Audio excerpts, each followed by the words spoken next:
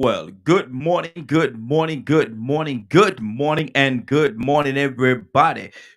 everybody. Welcome to another episode of The Morning Glow. Welcome to another episode of The Morning Glow. Need you to call in for me this morning. A lot of y'all be listening in, but I want y'all to be a part of this conversation, of this discussion that we're going to have today. All you have to do is give us a call, 678-381-1973, 678-381-1973. The phone lines are open. Yes, I got on my Pittsburgh Steelers. Let me stand up a little bit so y'all can see.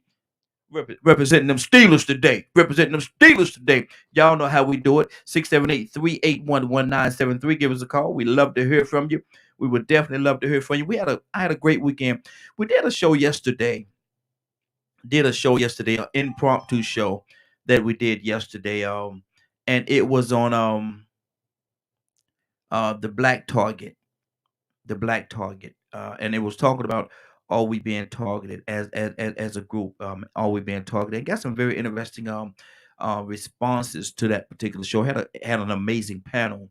Had an amazing panel, and so I was elephantly late, high and a happy, elephantly elated, and porcupine proud of that particular show. So if you get an opportunity, go back in our archives and YouTube. You can go on YouTube and different places like that, and you could actually see the show as well. I think it was a real nice show. But how was you all's weekend? How was your weekend this weekend? How did everything go for you? They got a lot of I think they're prepping up. They're getting prepped and primed. They're getting prepped and primed for the situation that's going on in Minnesota. They're getting prepped and primed for the situation that's going on in Minnesota up there about the COVID trial. Um, we got to be careful, y'all, because if we're not careful, there's a lot of things that's going on with this, and there's a lot of things in the folds about this particular trial. There's a lot of things that's in the folds about it, man, and it could get real ugly out here. It can get real ugly, man. These streets can get real ugly, man, if for whatever reason. And either way, truth of the matter, I think either way it goes, some people gonna be somebody's not gonna be happy. Somebody's not gonna be happy. Either way it go, somebody's not going to be happy with this whole situation. Somebody's not gonna be happy.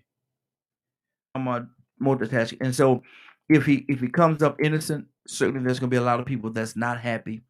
If he come up guilty, there's gonna be a lot of people that's not happy. And so it's gonna be very interesting to see how this thing is going to go. It's gonna be very interesting to see how this thing is going to go. Either way, because like I said, if he come up innocent and he's able to walk, there's gonna be an uproar. If he come up guilty and he's given time, there's going to be an uproar. So you got two different sides of the equation, two different sides of the fence that's coming up, that's talking. That's ah, I don't know. I was gonna say have skin in the game, but I don't think they do. I don't think they do. It's just that personal preferences, where they are, who they are, and how they view life and view other people's lives. I think that's what it really boils down to. How they view life and how they view other people's lives is what is the deciding factor. Is absolutely the deciding factor in this whole thing. I mean, it's really cut and dry. And I ask people when I talk to people about this, I ask them if the roles were reversed, would we even be going through this? If there was a black officer had his knee on the back of the neck of a white individual, our white Caucasian brother or sister, where would we be now? Where and if everybody is truly honest in their answer when they answer this question, where would we be right now? Would we even be going through this situation? Would it even be an issue? Where would we be? I don't think that we would be going through the situation that we're going through right now had the roles been reversed. I really don't think so. I think there would have already been a verdict, there would have already been uproar. There would have already been killings in the streets of the United States and the world. How dare him? How dare he think that he could sit there and hold his knee on the back of a man's neck for 8, 9 minutes until the man is dead? How dare he? That's what you would say if it was a cold case. If the roles were reversed, that's what you would say. What he think give him the right to do something like that? How could he possibly think that is right for him to hold his knee on the back of that man's neck for that long? That's some of the conversation that you would have. But because of the fact that the situation is as it is, it was one of our Caucasian brothers that was doing it to an African American. You don't see any fault in it. You don't see any wrong in it. How could you not? How could you not see wrong in it? We're talking about an individual's life. We're talking about an individual's life. George Floyd lost his life, but you put no value on his life at all. And my thing is, I don't care if anybody knows me personally. If anybody knows me personally, not across the airwaves, but if you know me personally, you know I don't care whether you're white, black, blue, brown, polka dot, or lily striped. I'm going to love and honor and respect you. I love everybody. But do we all feel the same way? Because when we're in a situation when we're in a situation, whereas because it's a black man that died, he somehow did something wrong. Well, he did something wrong. He had a fake $20 bill going into the store. Is that to die for? And what make the police officer? What makes the police officer the judge, jury, and prosecutor? What gives him the right to be the judge, jury, and prosecutor? He's a police officer. He's supposed to enforce the law. What he's supposed to do when somebody breaks the law, what he's supposed to do is go there, collect that individual, and take them to jail. I never saw where it says that he have the right to be the judge, juror, and the prosecutor. I never saw where it says that he has the right to go out there and kill an individual. I never saw that. I missed something. Please help me understand. Show it to me. Because obviously I missed it. The police officer is not the judge, jury, and the prosecutor. There's different individuals that hold each and every one of those titles. None of which is that police officer that killed that man. Please help me understand. Somehow I'm missing something. I am absolutely missing something.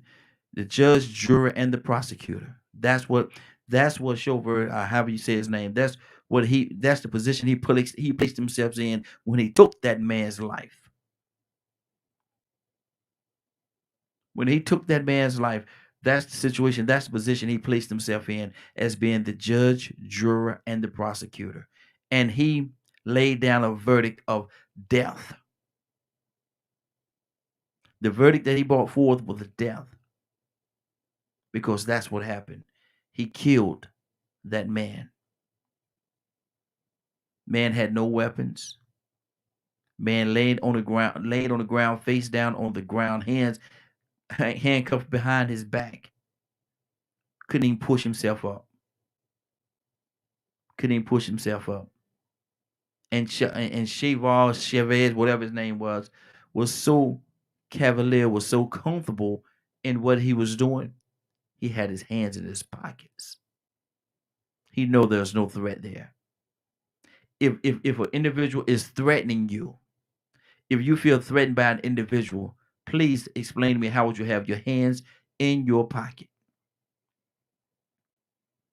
How are you going to defend yourself with your hands in your pocket? 678-381-1973. 678-381-1973. I'm telling y'all, man, this right here has a potential of being very ugly.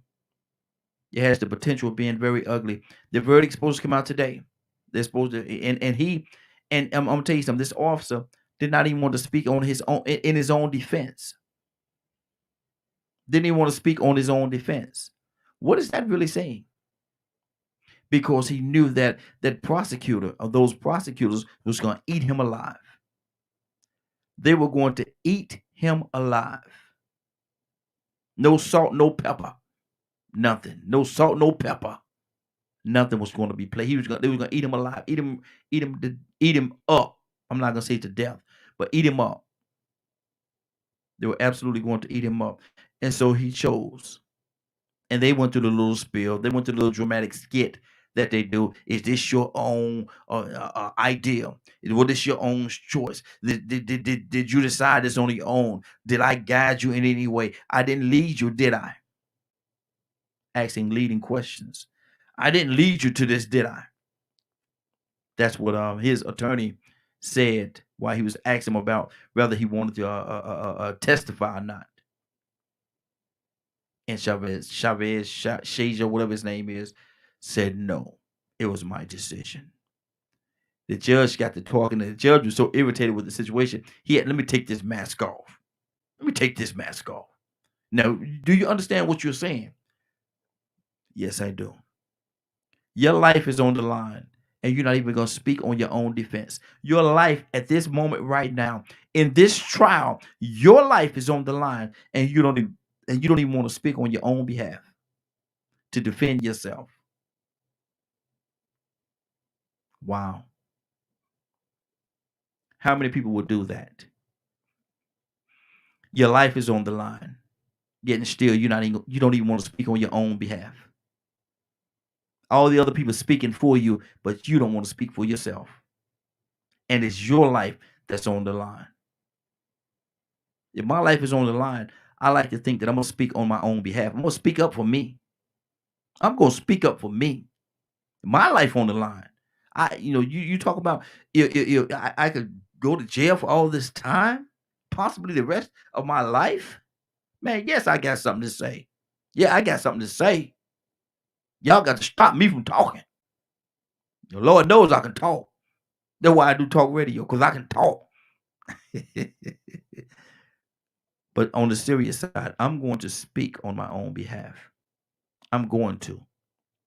And however it plays itself out, at least I know I did what I needed to do.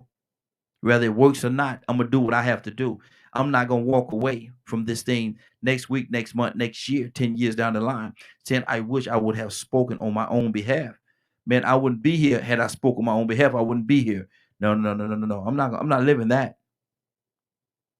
I'm not living that at all. I'm going to speak on my behalf. Ask me whatever you want to ask me. I'm going to tell you what it is. I'm going to tell you. Ask me what you want to ask me. But at the end of the day, I'm going to speak on my own behalf. I have something to say in my defense. In my defense, I have something to say. 678-381-1973. 678-381-1973. Now, on top of that, you have the young guy that got killed, the young 20-year-old, the one that got killed, shot and killed. They've arrested her, the young lady that 26, 27-year-old vet, and her defense, bless her heart, is that she thought she was actually pulling her taser. She felt she was pulling her taser. She didn't know she was pulling out her gun. Now, you've been a police officer for 26, 27 years, and you can't tell the difference between a taser and a handgun. Now, you've been a police officer. Let me say that one more time. Let me say that one more time for the people way on in the back there. Now, you've been a police officer 26, 27 years, and you don't know the difference. Now, listen to this. You don't know the difference between a handgun and a taser. You do the little thing, taser, and that was for you to come back later on to say, well, I thought it was a taser. You know the difference. They look different. They feel good.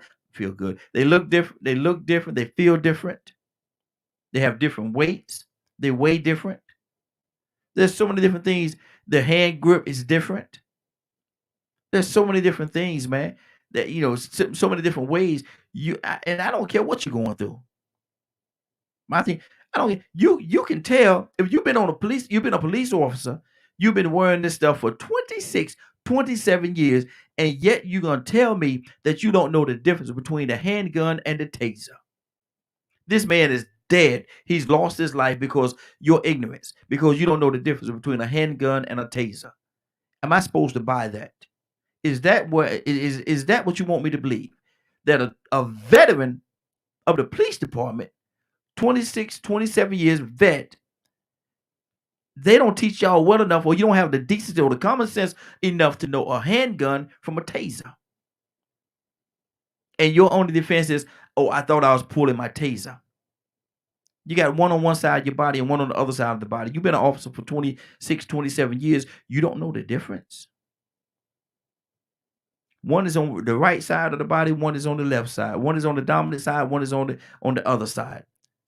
And it is that way every day. It's been that way since you've been an officer. 26, 27 years. Since you've been an officer, that's what it's been. That's where these weapons have been. But yet and still, you're going to come before me, before the world, and say, I thought I was pulling my taser. I thought I was getting ready to tase him. Really? Did you really think that? Bless your heart. Bless your heart. You gonna eat your cornbread? You gonna eat your cornbread? Because that's the situation you should be in. You should be incarcerated. You should be locked up. And people say, well, you gonna lock up for ignorance? Yeah, you're gonna lock up for being stupid. Stupid enough to believe that we're gonna believe that lie that she's trying to perpetrate to us. Yes, we're gonna lock her behind up. She needs to be locked up. 678-381-1973. 678-381-1973. Now we got a topic for today. I'm waiting for my folks to come in Monday morning. Everybody running a little bit behind this morning. And so we're gonna wait till they come in before we jump on the topic. But I like I said earlier, man, I can talk. That's why I do talk radio, because I can talk, man. So I could keep this thing going as long as I have to. I keep it going all the way up until 10 o'clock if I have to. But it will help if you call me. 678-381-1973. 678-381-1973. Give me a call. Tell me what you think about the whole situation. Tell me what you think about the verdict that's coming down today. What would happen if, for whatever reason, and there's no right or wrong answer to this. So don't think it's a right or wrong answer. I just want to know what you say. 678-381-1973. What would happen if he's found innocent? If he's found innocent today of killing George Floyd, what would be the next step? What would happen? Would I have to come in here and do a broadcast to calm y'all down, to try to help calm y'all down? Would I have to do that? Would there be an uproar in these cities and states of the United States of America and the world? Would there be an uproar? We're gonna find out today. By the end of the night, hopefully the verdict will be in by the end of the night, and we're gonna know what it is. We're gonna know what the verdict is, and we're gonna see what's gonna be doing. Now, one of the things we talked about last night is, what do we have to do as people, not black people, not white people, not Indian people, not Mexican, Latino, what do we have to do as people to get this thing right?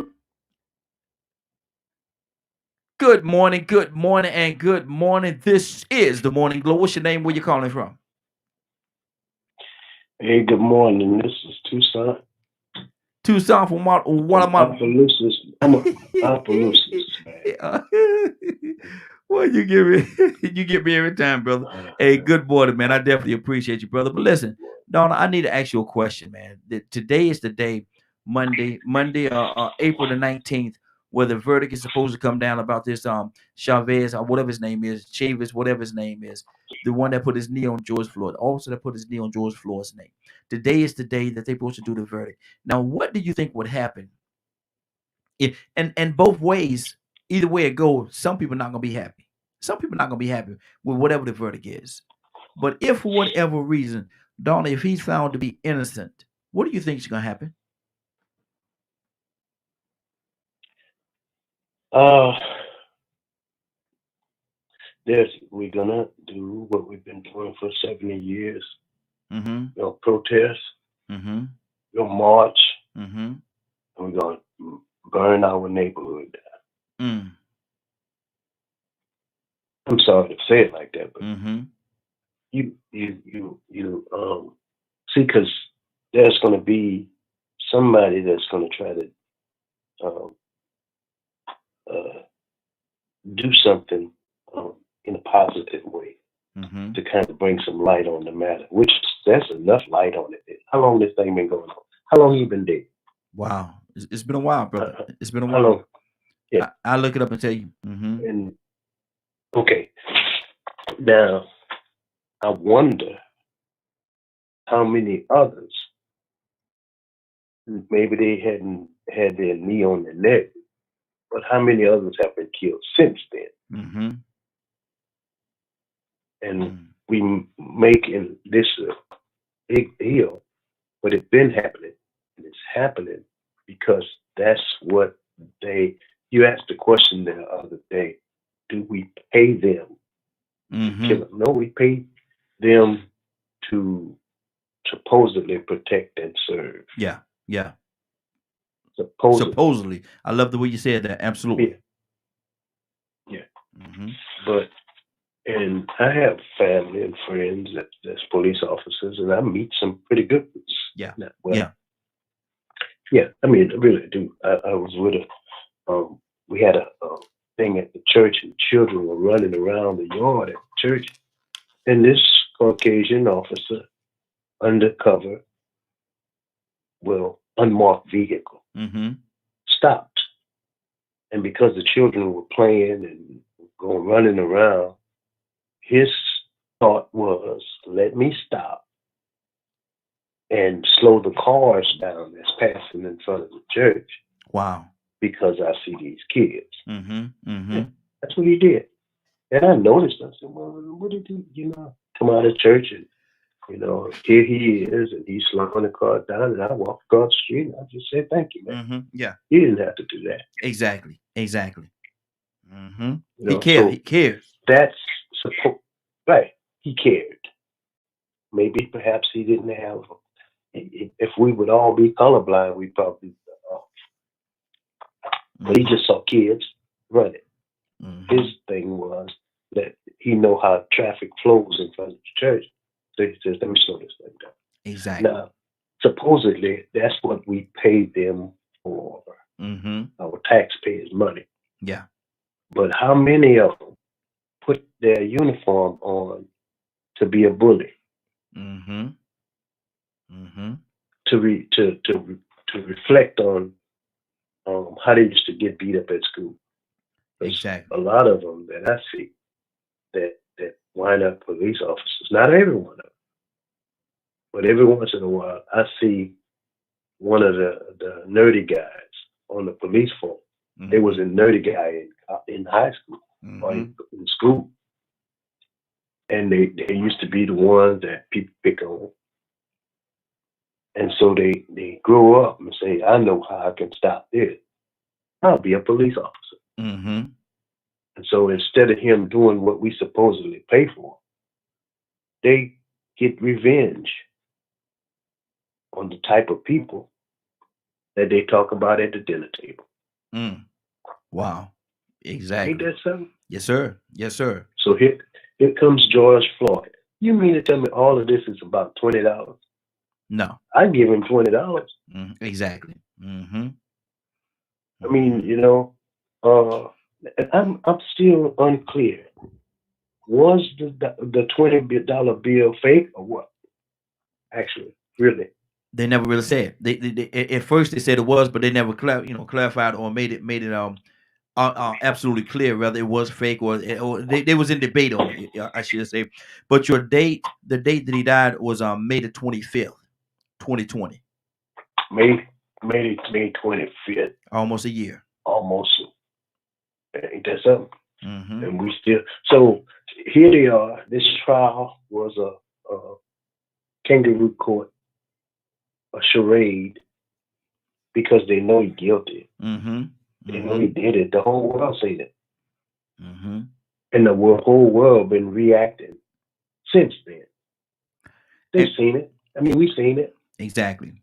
You mean to tell me you got to know the guy, or that's a tactic to render a person unconscious, at least. You put a chokehold on somebody at a certain point, you know they go limp, and you let them go before you kill them. Exactly. Because you cut off oxygen. So even after the man, I don't know, there's a certain time limit that if you cut off the circulation, you should know. Especially as a quote trained officer. Exactly.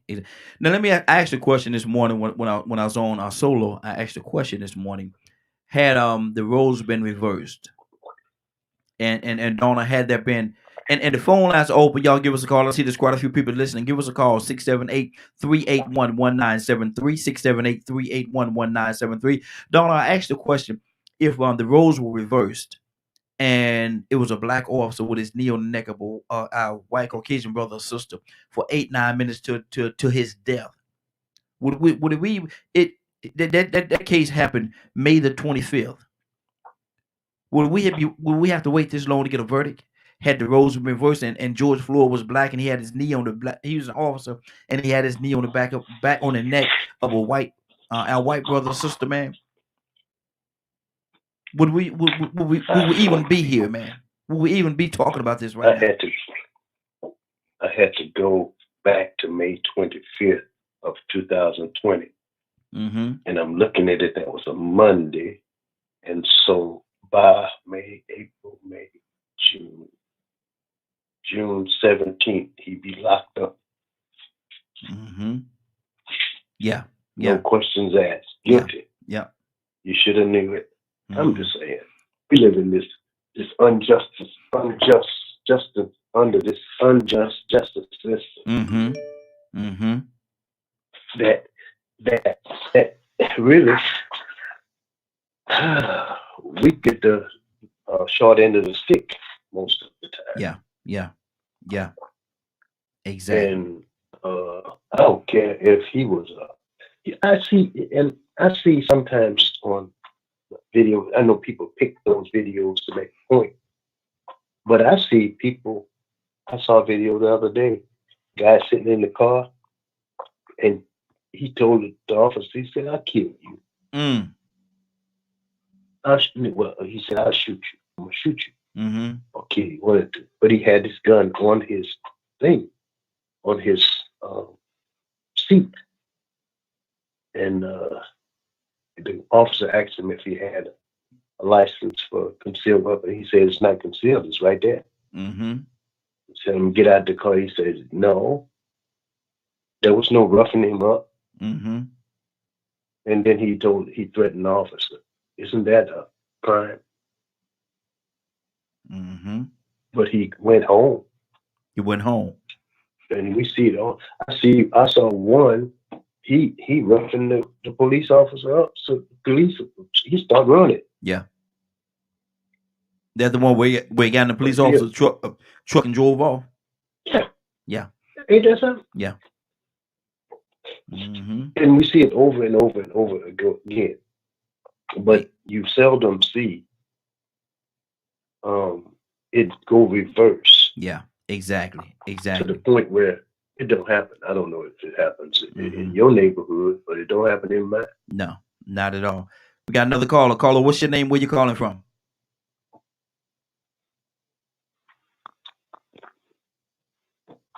Caller, what's your name? Where you calling from? 301 area code. Man, you know you gotta do better than that, man. I was calling, man, make sure I got my fish, man. Man, eat it. What's going on, Captain? Hey, man, I gotta check on you every day, man, because I don't trust you, bro. Oh, my bad. I won't post it out loud. No, you won't post it out loud. You won't post it out loud. My bad. No, my bad. Hey, but look here, we talking about today is the day they're gonna have the verdict of the George Floyd verdict Mhm. today. What do you think? And tell everybody your name, brother. Tell everybody where you calling from. Well, first I want to protocol. Let me first say good morning to everyone, to all the listeners, to all the viewers, and to the panel, and to my dear brother Donald. I hadn't spoke to him in a while, and I want to say good morning to him as well. And this is Minister Neil from the Six Talk with Minister Neil show every Thursday night from 6:30 when Raheem ain't late. Every 6:30, that's what we do. Every 6:30, every time he's not late, he's 6:30. Oh, we late. we ain't gonna say that. We ain't gonna say about the time when you late. We ain't gonna bring that to the equation. We'll talk about that. That'll be our topic tomorrow when you late. But listen though, what? Oh, okay. What now, whatever the verdict is today, Minister Neil, whatever the verdict is today, some people not gonna be happy. Whether if he's innocent, some people not gonna be happy. If he's found guilty, some people not gonna be happy. But what do you think is going to be the result? Either way, but if he's found innocent, what do you think is gonna happen? Oh, they're gonna cut a donkey, bro. I mean, you talking Rodney King, was it 91, 92? All over again. I truly believe this country, not that city, but this country, is going up. I honestly, I truly believe it. And that's what's very alarming about this. It's part of, I hate to say it, man, but it's a ticking time bomb, brother. Yeah. Ticking time bomb. It's really a ticking time bomb. And the reason I was saying it, I was talking to my coworkers this morning.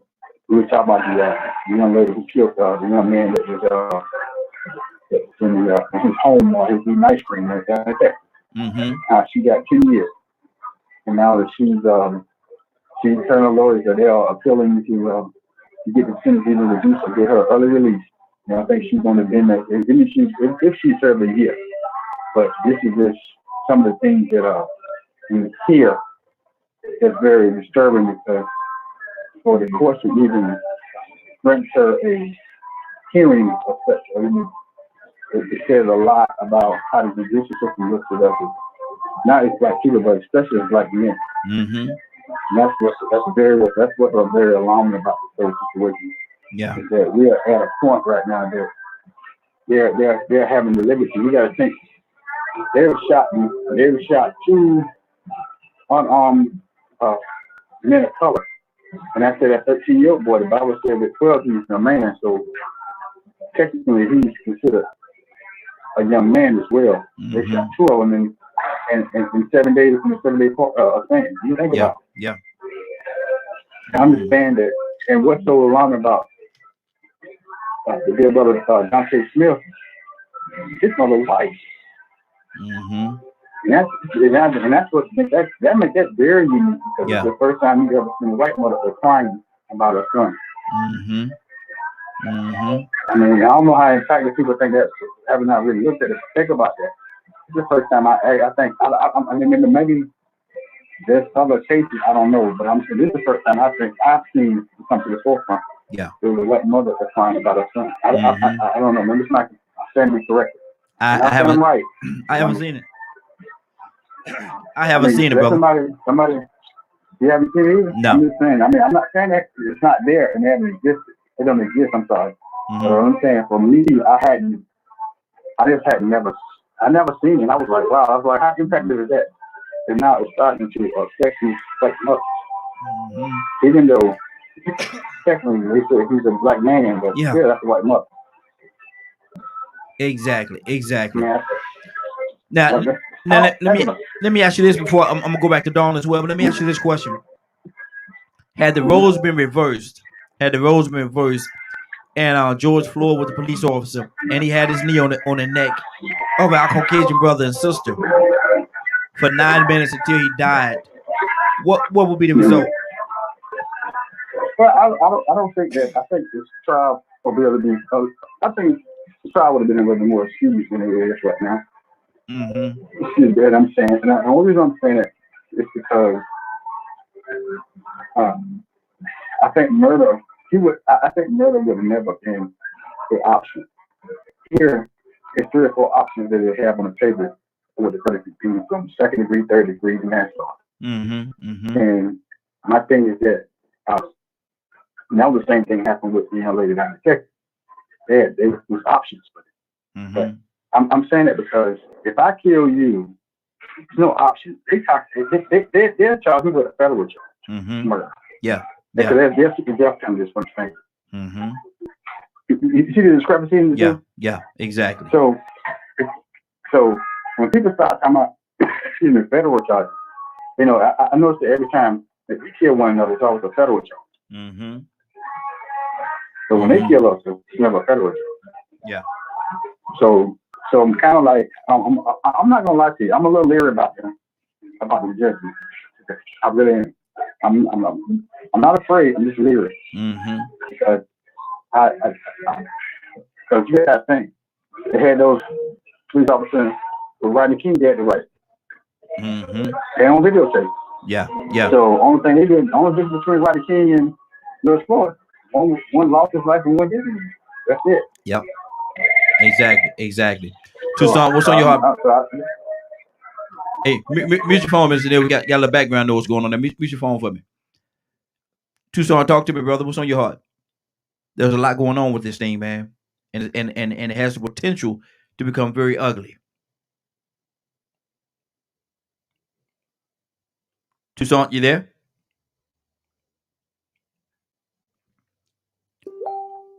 Oh, I think Toussaint might be on another line or something. Let me see.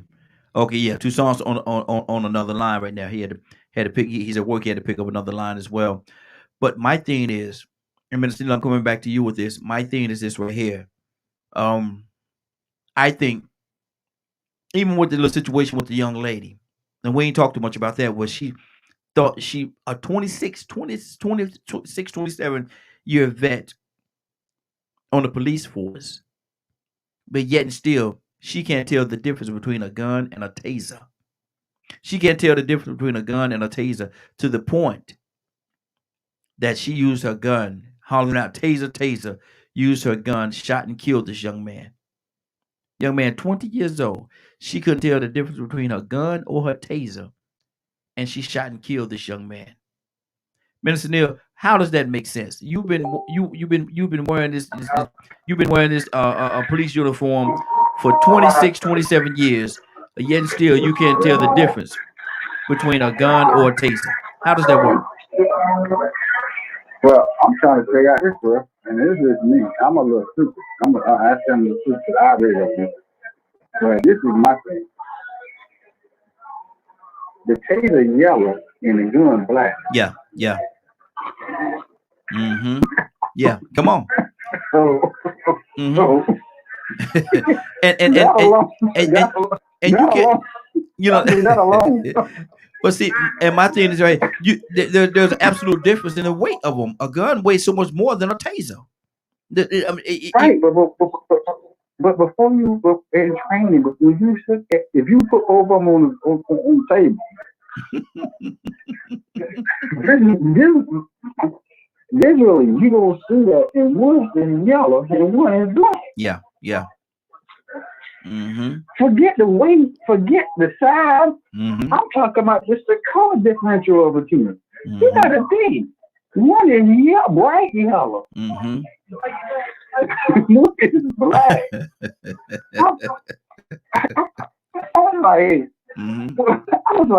I was like, wait a minute. And that's why I'm so happy that his family, his mother, and his father, and they are pursuing this and so aggressively. You know, I say that to you because they brought the same question that I brought. Mm-hmm. One, there are two different colors. Yeah. Somewhere down the line, you had to realize. Now, if y'all was struggling and the pistol came out and you shot it, that's different. Mm-hmm. You hollering taser when it's black. Somewhere that you can go somewhere down the line. You should have been like, hey, whoa, wait a minute. This over the yellow. Yeah. And then they had an expert on the stage. Mm-hmm. On your dominant hand. Yep. Which is you right hand on your dominant hand is always the firearm. Exactly. Non-dominant hand is always the taser. Mm-hmm. So you reach for your dominant hand. So you understand? I mean, yeah. Some of the story is so condescending. But I just can't get past the difference in the colors. Yeah, exactly. Forget the size, forget the weight. You gotta realize it's just like me putting on a pair of 2 little shoes, and you come outside and my feet hurt. You know shoes if your little shoes are too small. Yeah, exactly. You Exactly. know. Yeah. Exactly. That's my thing. I'm not even worried about the feet. I mean, I hear everybody saying about the weight and the width and handle of the two firearms. I get that. I get that. I understand it. I'm just talking about from a color standpoint. Just from a color. I mean, you had something in your mind. Sometimes say, wait a minute. If you hollering taste and you meant to get a taste, and you look down at your hand and you saw a blank firearm, you know that ain't no taser. That's not a taser. Exactly. Mutual line for me for a second. We'll go back to Donald, then we'll go to Rico. We got Rico with us as well. Donald Tucson, what's on your heart, brother? How in the world could it be possible? How in the world could it be possible for a veteran? We're not talking about a rookie. We're not talking about a rookie now. We're talking about a veteran, 26, 27 years on the force. How is it possible for her to make that mistake? Negligence. That's what they could call it, I guess. Is that a crime? Negligent homicide. To just be, when you panic, you just about can do anything. But this is, like you say, a veteran. And I don't know, trained officer. Yeah. Man, had a pretty good salary too, by the way. Yes, sir. I mean, I don't know if them figures was right, but over $90,000. Yeah. Hey, that's a good little. But you trained, regardless of whatever. If she made $10 an hour, she trained. She's a senior officer. Exactly. That you do this every day. You put one weapon on the other side and something that will supposedly detain the person, help you detain the person. A taser is not meant to kill or injure. It's to render them well, you can subdue them. A way that you can subdue them. Thank you. Good word. Yeah. The other one is to bring bodily harm in some kind of way for sure. No if and a but. And you didn't. I mean, I don't know. But this is another thing that's not going to be pretty. And Minister Neal mentioned something that I looked at and said, well, look, mom is Caucasian, but was the son? No. He was mixed. Right. Okay. Let me just throw something else out here. There are some people that feel worse about them than they do about us. Yeah. I'm just saying. Exactly. Rico, good morning, sir. How you doing this morning? Man, Grand Rising, my brothers. How y'all doing? Hey, doing good. We're talking about this morning. Two things we're talking about right now, which we hadn't got to our topic. We're going to get to our topic in just a few minutes. But we're talking about the verdict is coming out today. The George Floyd verdict is coming out today. Either way you look at it, one side is not going to be happy. Either way you look at it, one side is not going to be happy. If he's found guilty, there's an element of people that's not going to be happy. If he's found innocent, there's another element of people that's not going to be happy. Needless to say, the elements are totally different. But what do you think the result is going to be if, for whatever reason, with all the evidence and everything that's before you, he's found innocent? What's going to happen? First, let me clear this up. I think they're having the closing arguments today, and they start deliberating today. Okay. Because they haven't did closing arguments yet. What I don't know what's gonna happen because I tried to predict what was gonna happen after Tamir Rice got killed and after Trayvon Martin got killed. Mm-hmm.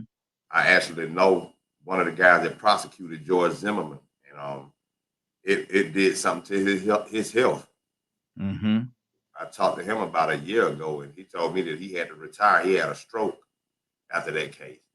It was traumatic. It did that much to him physically and mentally. Mm-hmm.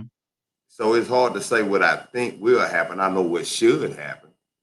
You know, Mm-hmm. it should, but what should have happened with George Zimmerman is we shouldn't even be talking about it right now. Mm-hmm. What should have happened to the cop that killed Mike Brown is he shouldn't be existing right now. Mm-hmm. You know what I'm saying? So what should happen and what I think would happen, I don't know. I got you. 301. Julia 301 now. Mute your line, Minister. You know, I still got Mr. Neal. brother members from all that when I lived Mr. Neal, mute your line, brother. We can hear you.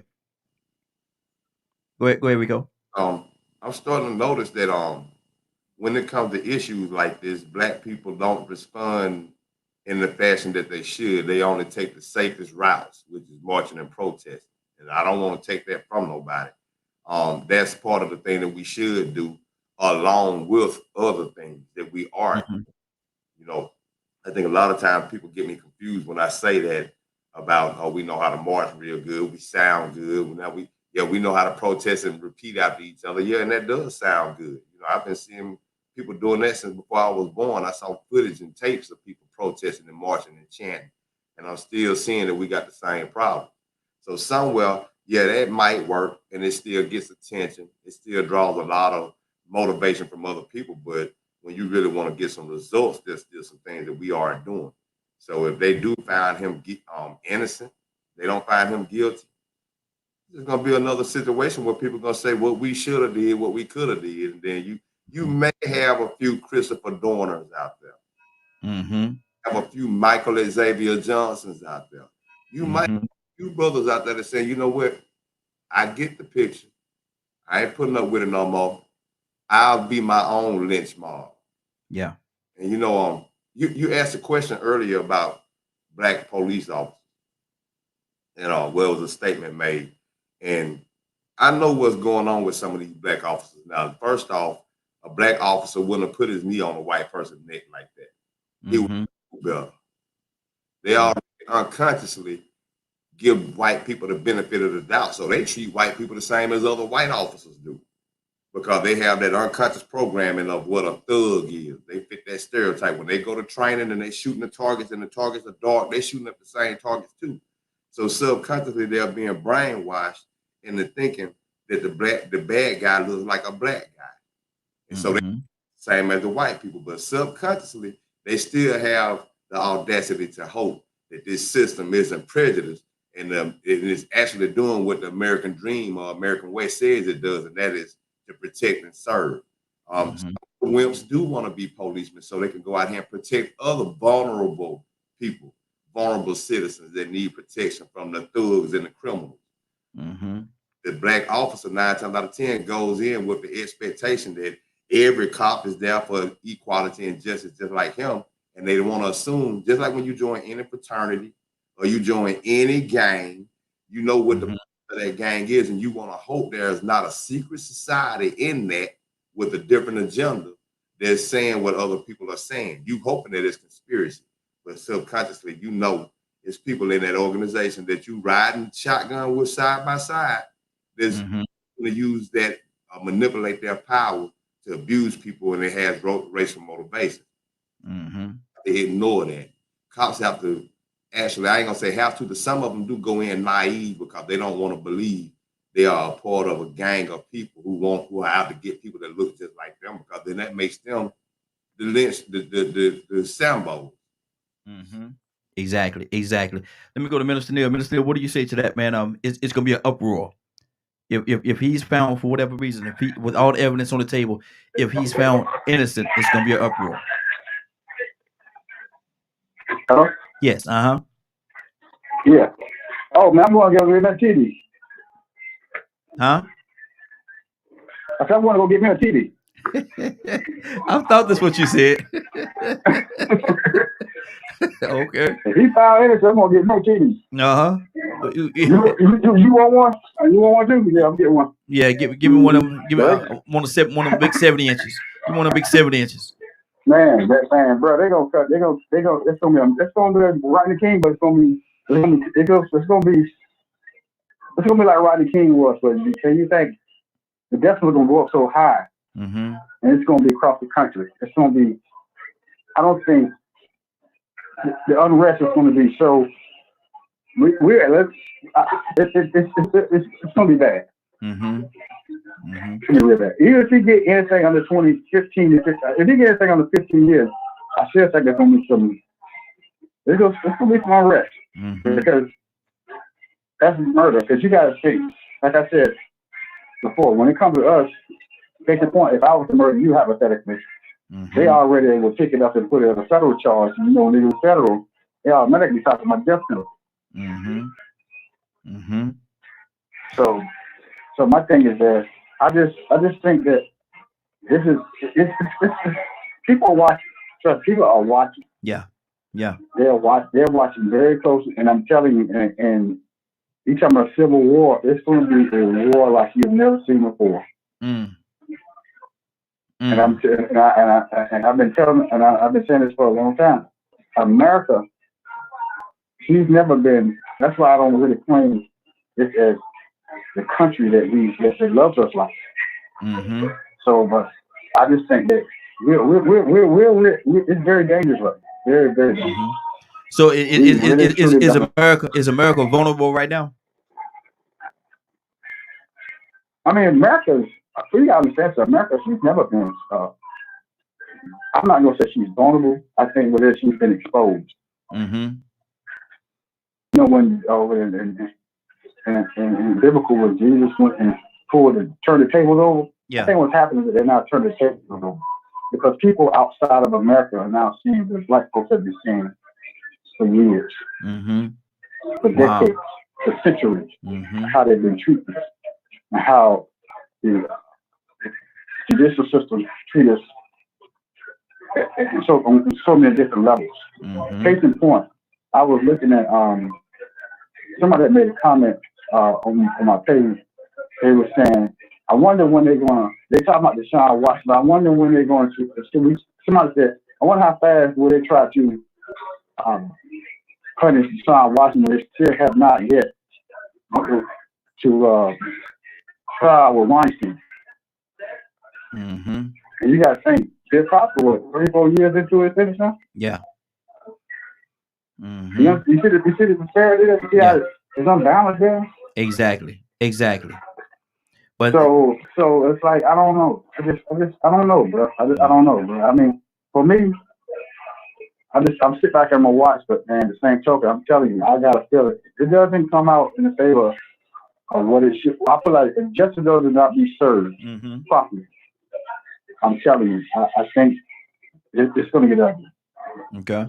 Good deal. I gotta think people who are sitting back, they're waiting for that. Mm-hmm. Yep. Exactly. Donald, what do you say to that? Well, actually, I'm gonna turn my TV off. Mm. I hadn't watched 1 minute of it because it's repetitive. Not only this one right here, but I just thought about it when Minister Neal was talking. But the one that was responsible for, I know they old, but responsible for Emmett Till's death is still walking around like, hey, I'm sorry. I did, it was my fault, but hey, there was and on top of that, Donald, and on top of that, the young lady that made an accusation came back a few years ago and said that she lied. And she nothing done at all. And so, and I know I heard and I listened. And so, if there is a war, what are we fighting for? Mm-hmm. The question is, what are you upset about? What is the reason? And I know that but the root of the matter and how to get something done to stop it after you finish fighting or whatever you're going to do, protest or whatever you're going to do. What is going to be the results of it? Mm-hmm. Where do you got to pick your fights, and then you got to fight at the right place. So if you don't fight in the system, because it's a system that allows it, and because it's allowed, there are people that get in position to do the thing that they have in mind to do, that they plan at their dinner table. I keep saying that because these conversations starts at the golf course and tennis, and the little clubs they got, and churches. There are churches. Pastor gets up and preach about it. He used his little scriptures to manipulate the people. And so then, there you go. But the system is corrupt. It has to be, because just like at the end of the day, when we finish talking about this, wake up in the morning, and he may get probation. Mm. I'm just saying. Wow. I'm setting my mind for it, Mm-hmm. so that I won't get upset. Because upset for what? I don't even watch it. I mean, because it's happened before, and since then, it can happen numerous times, Mm-hmm. and it's happening today. Some little boy that got up this morning, not gonna go to bed tonight. Mm-hmm. And we're I going. would bet you that Mm-hmm. it's gonna happen. Yeah. Mm-hmm. And this gonna lead us right into our topic for today. Our topic for today is as simple as it may sound. Stop talking and do something. Stop talking and do something. There'll come a point in the time where and just for the record, for all the people that's listening out there that thinking that we trying to incite this or incite that, no, we're not.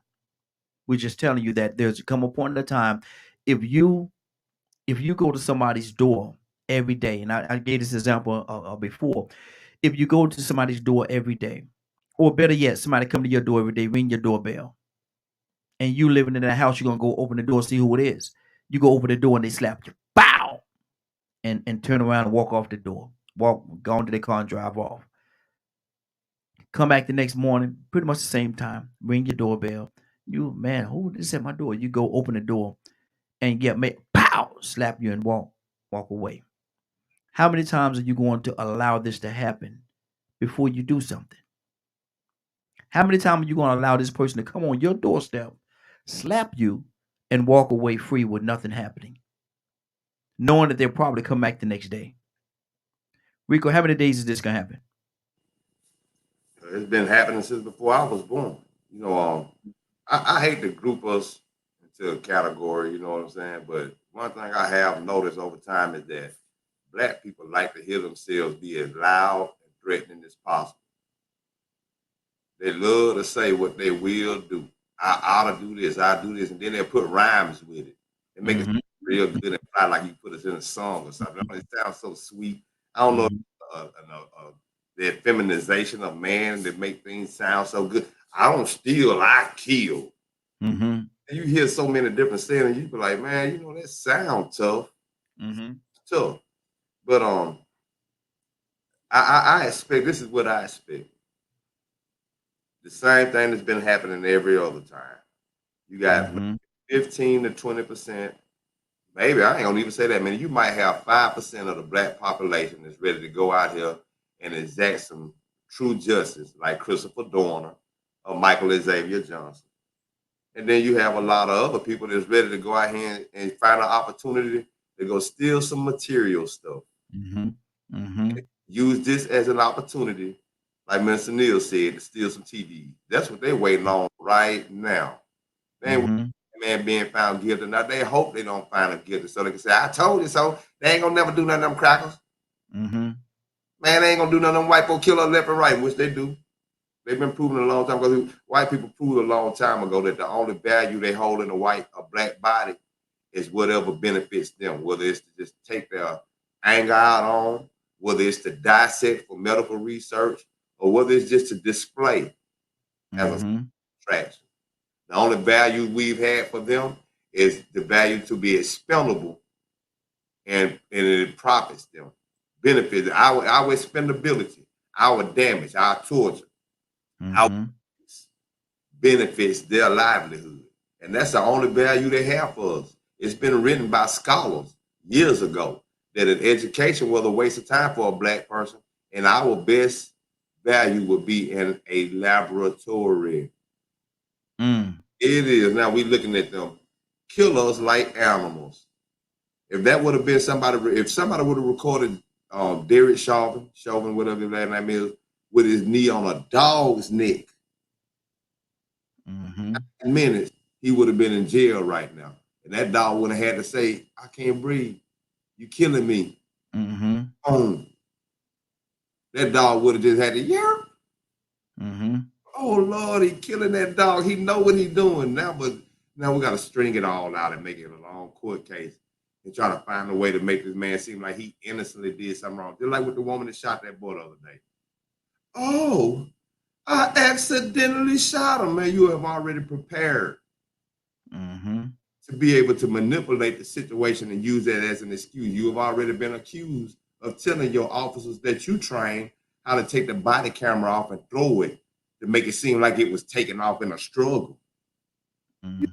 It's already been proven that you've shown people how to beat the system that was meant to make them or to keep them honest. So what is going to happen? We're going to march, we're going to protest, and we're going to steal some stuff. Then it's going to be on to the next. One of the things, what you said is, people always want to do things and put it in a song, rhyme, and stuff like that, trying to make it sound good. I'm gonna give y'all a quick little story, and then Minister, I'm coming to you. Police officer pulled. I'm trying to give you a quick version. Police officer pulled over a car. You had the driver, passenger in front, and the passenger in the back. Okay, he go up to the car. He said, "Look here, give me your driver's license, registration, proof of insurance."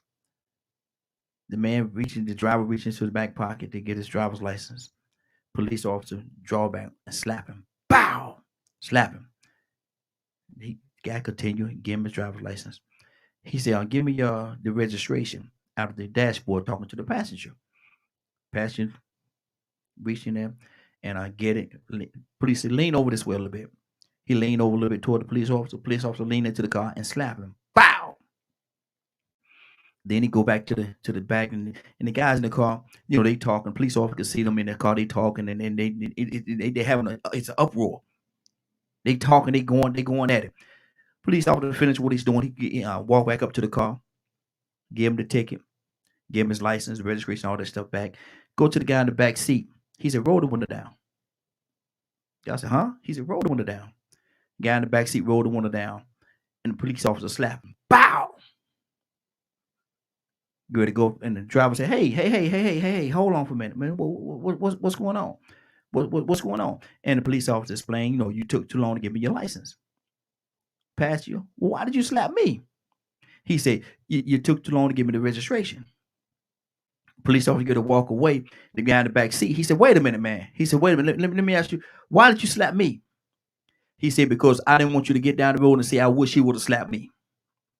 He said, "I didn't want you, they it's some other words you use in it, but I'm cleaning it up." He said, "I didn't want you to." The police officer told the guy in the back seat that did nothing, "I didn't want you to get down the road and say I wish that mother would slap me out of." He said he eliminated all that. And so the moral of the story is we would get there and we'll hype it up. We'll talk about this. I wish this. I wish that. I wish that. But at the end of the day, are you really gonna do something? When is the talking gonna stop? When is the talking gonna stop and you're gonna actually do something? Minister Neil, what's on your heart, brother? Talk to me. Minister Neil, you there? I'm here. I had to get my mute button. I'm sorry about that. Yeah, goes back to what everybody's saying, but I think that at the end of the day,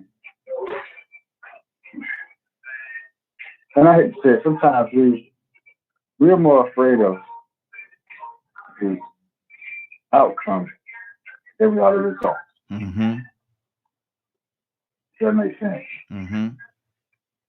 Because sometimes we can work hard and get a good result, but we're afraid, we're frightened because of the outcome. Meaning that If you do it once, you gotta do it again. Mm-hmm. Sometimes we don't have it in us. Like it's like I was hearing the brother say, this is opportunity to just to do something mischievous. And some Mm-hmm. people are literally hoping that happens, and which is sad. I mean, that again, that goes back to we don't even what are we doing as a people to even galvanize ourselves to be one, be one. We don't even do that. Mm-hmm. Case in point, how does that? I mean, I saw some of your show last night. I was going in now, but I saw Muhammad on there. I started to call, but I was dozing. I literally was dozing off, and I know if I would have called, I would have stayed on there. Mm-hmm. I had to get up at this point. But the point I'm making is, you think about me and Muhammad's relationship when he first met me. Mm-hmm. He introduced Mm-hmm.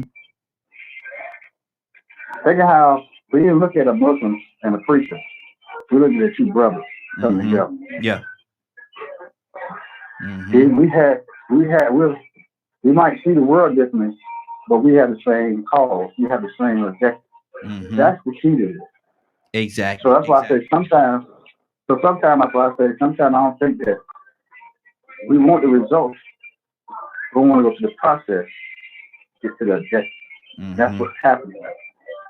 Mm-hmm. You know what I'm saying? Yeah. So it's like, I mean, just think about even with him. I mean, I tell people about his story all the time. How much he always tell me. And how many times you heard him say it several times? You're the only preacher I'll go in their church and listen to preach. Mm-hmm. How many times did he say it? Yeah. Yeah. Mm-hmm. He said, I don't trust none of them, Red, but you, I'll walk in that church anytime and hear you preach. Mm-hmm. I love you. The reason why, because when he had his show, what did I do? I supported it. Yeah. Mm-hmm. I never looked at him as being no brother. I looked at him as being my brother who needed some help. Mm-hmm. I didn't know him. Mm-hmm. You text me, hey, what you doing? So you call him, like, what? How many times have you done it to a whole bunch of shows? Mm-hmm. Yeah. It's because we have, the end result is, I want to see you succeed. Mm-hmm. That's how we should be. Mm-hmm. We should be like that at all times.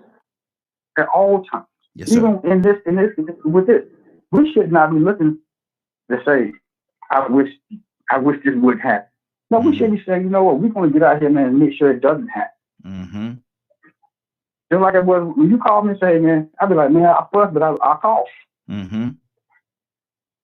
Because it's like, I know, other words I'm saying is that we have to understand, we have to also put ourselves in that brother's shoes, or in this person's shoes. Yeah. We don't do that. We have no empathy for one another. Mm-hmm. So I can see why people have reservations about who's going to protest and who's really going to be our leader. Because we don't know if you're being genuine or not. Mm-hmm. Mm-hmm. Yeah, Wow. but it's true. Absolutely. Absolutely. Tucson, what's on your heart, brother?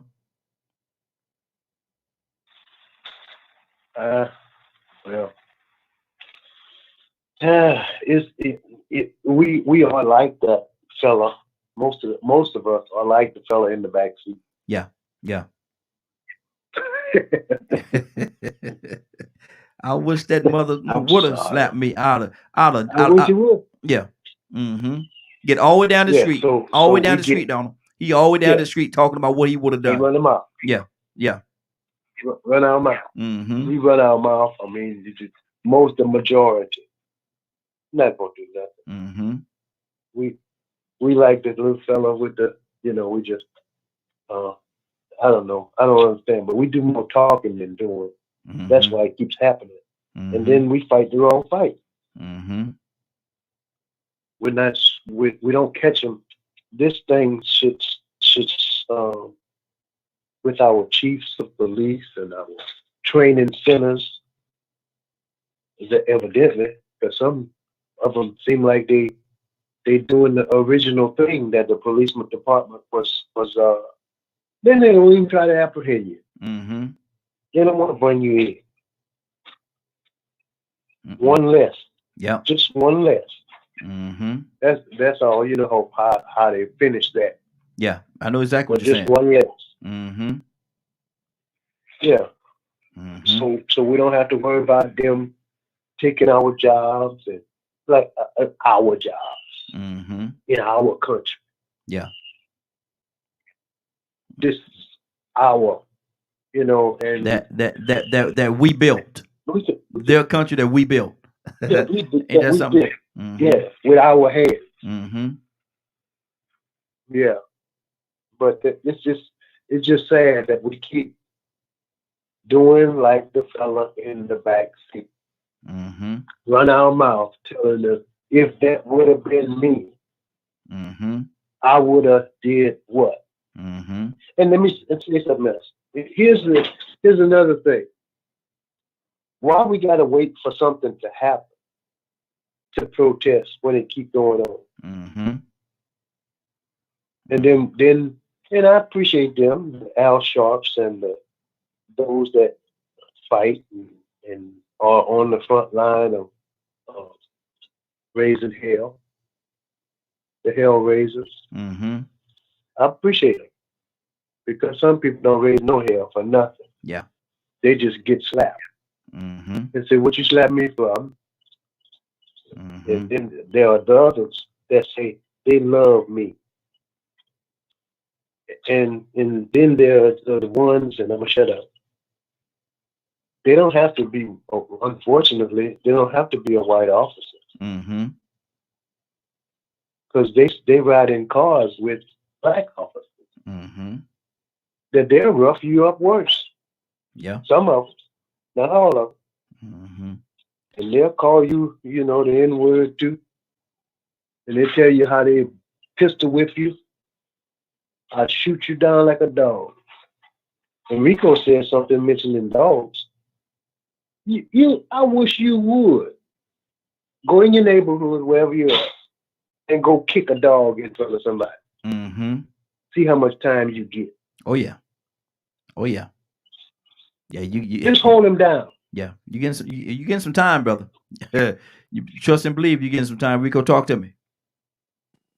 I believe it really will help us when we start realizing that we are unconsciously programmed to give certain people the benefit of the doubt, to give them automatic authority and respect, and not even realize that we subconsciously fear them. Um, Mm. we have been programmed to compete against ourselves. Yeah. That's why we got to always have GOAT conversations. We can't appreciate the greatness of several black men or women being awesome in their era. We got to see which one was the greatest of all time. Mm-hmm. I just got to be one Batman that was better than everybody. So it's like, we limit ourselves, we stereotype ourselves, we classify ourselves, and we divide ourselves. Like Mr. Neal said a second ago.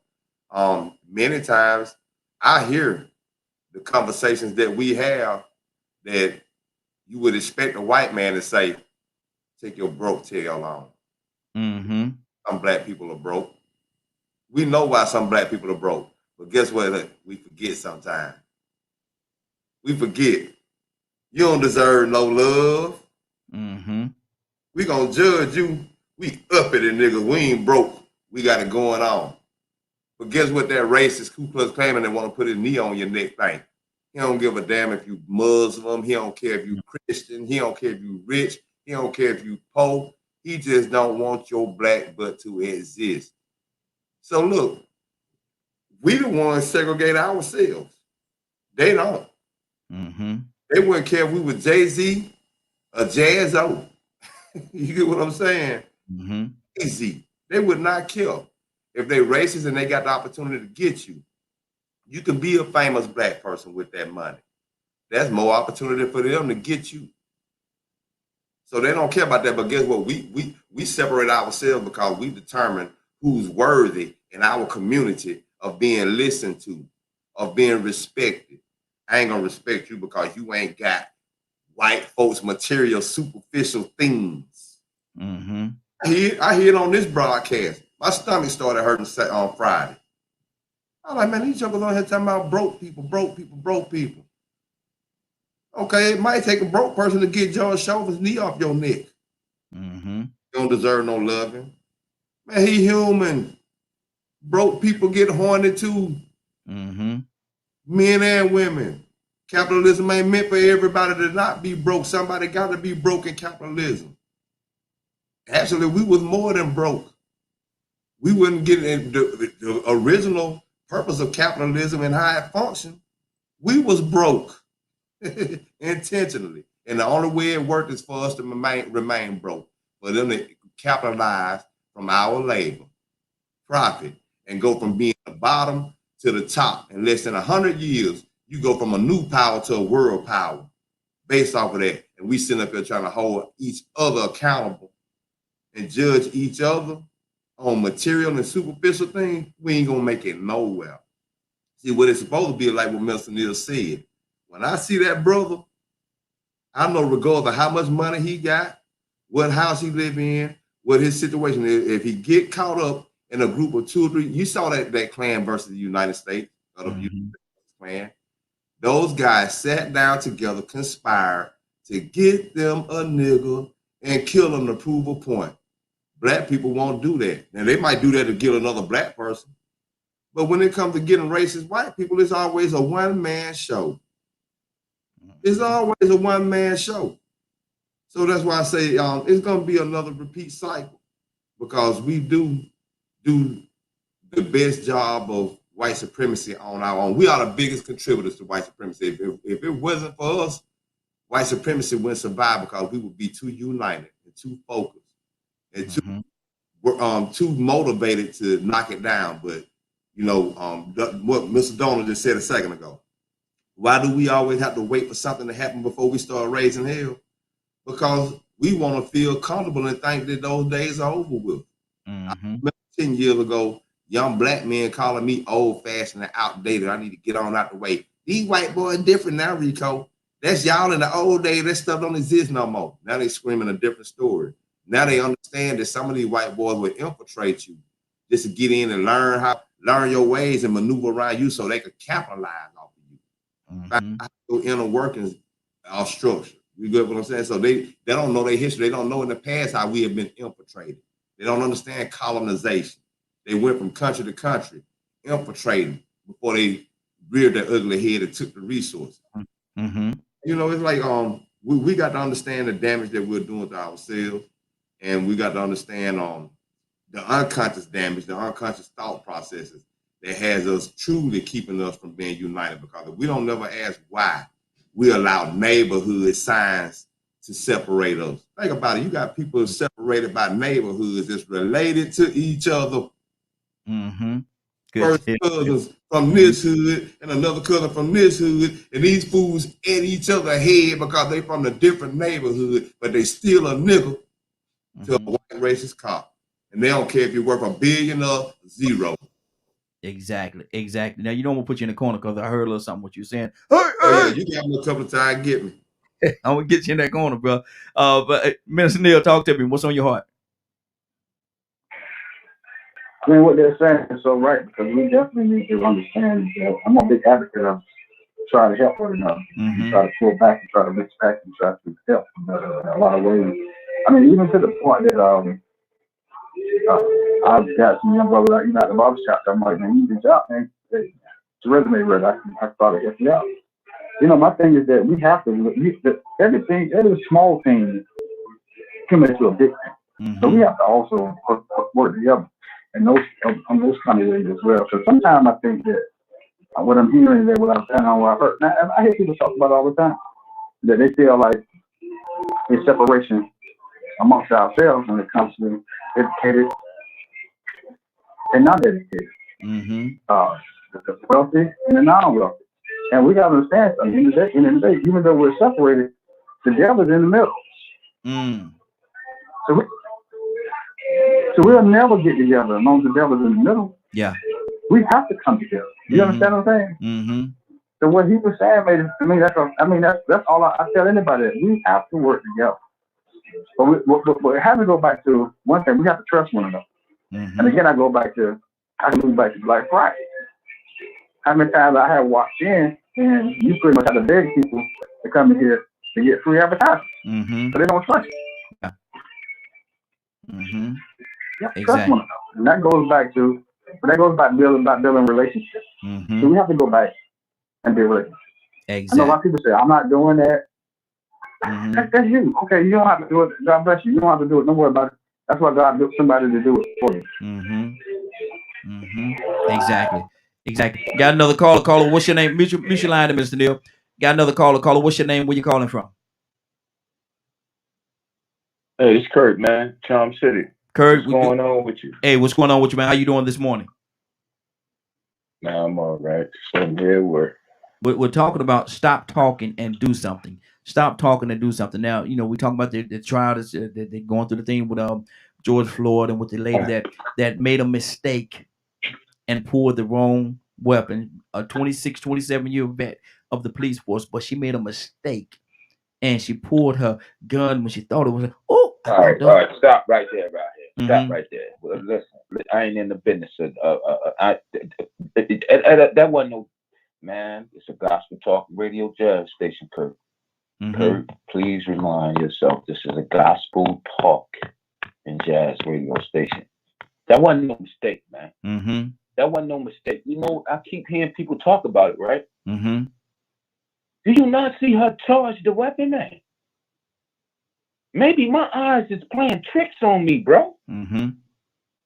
Bro, she got it up, and she obviously squoze the trigger, and nothing came out, and she must have realized, oh, I didn't charge the thing. You watch the video real carefully, you see her hold it up. She like puts it down, like as if, you know, if you're gonna charge the weapon, you never charge the weapon like at somebody unless you got the intentions of smoking them. So when she dropped the weapon, you see her hand come up real quick. She charged it and then she put it back up. Then you hear her say, taser, taser, taser, bang. Man, I ain't anybody trying to hear that. No, I ain't trying to hear that mess. Plus, Taser's got a yellow carriage on it, ain't it? Yeah. That's Mr. Neal was saying earlier. Two different colors. Two totally different colors. Absolutely. Yeah, man, go on with that, man. Now, listen, man, I ain't in the business no more of acting like what ain't real is real. Or well, you know what? We're gonna get a benefit of the doubt. God doggone it, where I benefit of the doubt at? God doggone it. Okay, y'all want where I do process at, man? Like, come on, man. Come on, man. Come on, man. Come on. If folk can't see blatant wrong in what's happening, man, then either you just 24 karat dumb or you 24 karat stupid. You pick which one you want.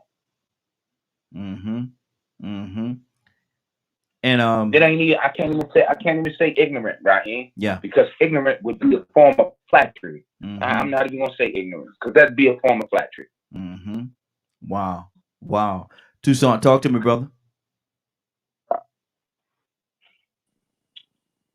You said stop talking and do something. I'm just trying to figure out how many times we gonna go around in the circle. Yeah. You ever go to what is it called it, a merry-go-round? After a while, you just get dizzy. Yeah. And we used to be the one to push the merry-go-round as fast as you possibly can. And so if you don't watch out, somebody gonna fall off. And we falling off every day. I'm just using that as a kind of like absolutely. I'm with you. Yeah. But we going around in circles fast, man. And somebody every once in a while somebody fall off the deep end because we running our mouth about the wrong thing. And I say that. But there are some that changing the mindset, and they said, you know what, I'm getting involved in politics, and I want to be a judge, or I want to be a police officer, or I want to be strive to be the chief of police, so that I can stop this charade that we have. Hey, hold on, Don. Everybody mute your line because we got some background noise coming from somebody's line. Everybody mute your line for me, so don't have the background noise coming through. Go ahead, Don. And then not only that, we got to stop preaching this "we shall overcome" thing and kumbaya. And because you ask some of these great pastors that preach these great messages. That's good. But Mhm. are they ever on the front line? Some of them wouldn't dare get out there or go to some of these jails and try to talk to some of these fellas that get prosecuted for no reason. Mhm. Or, we talk a good game and we close out with a hoop that ain't worth a hill of beans. Mhm. Wow. No, he's all right.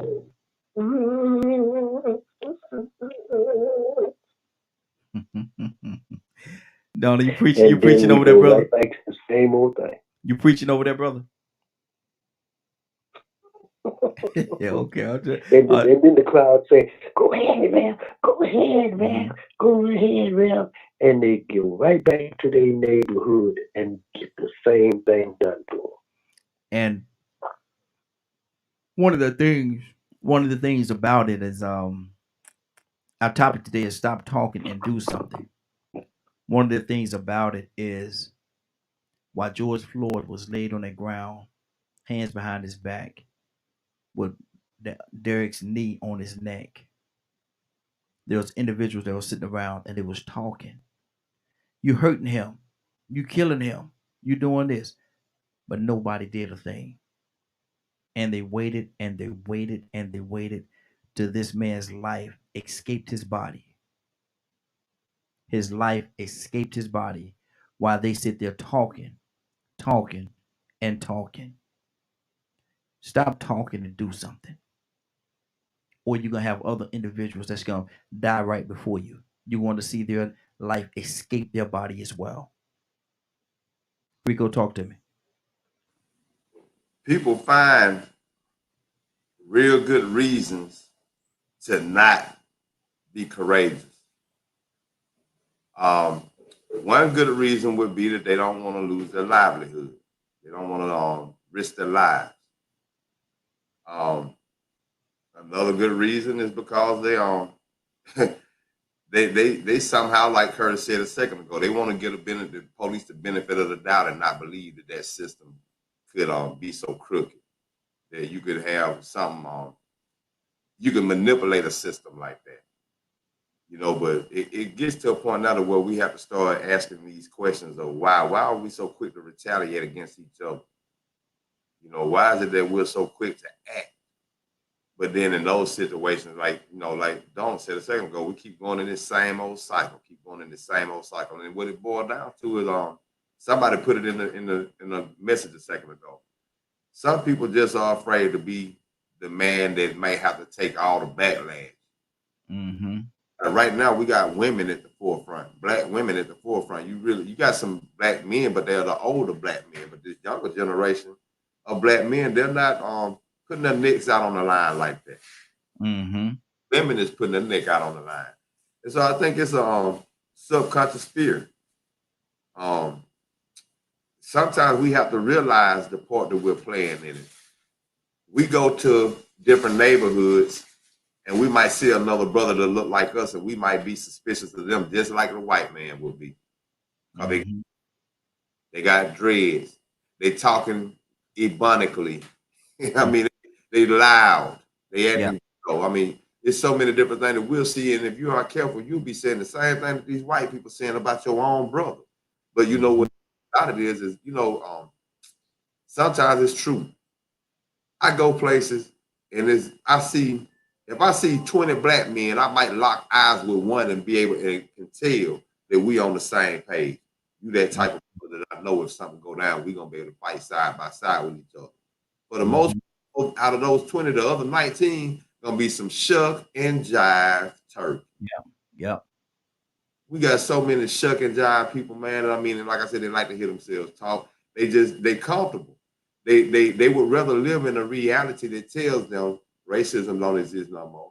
The world is yours. You got all the opportunity in the world. And like I said, we believe it because we promote that. Like I said, we segregate ourselves based on income and what somebody got, what they have materially. We don't judge each other on character anymore. Mm-hmm. Got R. Kelly's. You get what I'm saying? That's why we still got people saying free R. Kelly because they like this. and he was an image. You get what I'm saying? And he had money. He was famous.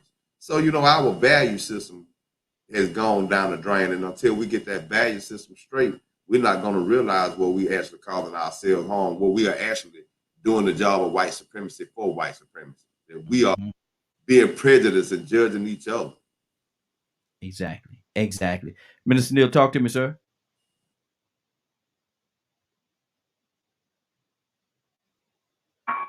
Everything I'm hearing is I agree with, because I think that we have to have some kind of accountability. But we say token of everybody ain't the same. And again, if you are not going to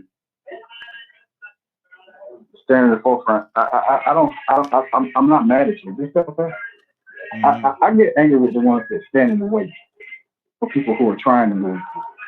That's the thing. That's the people I get at.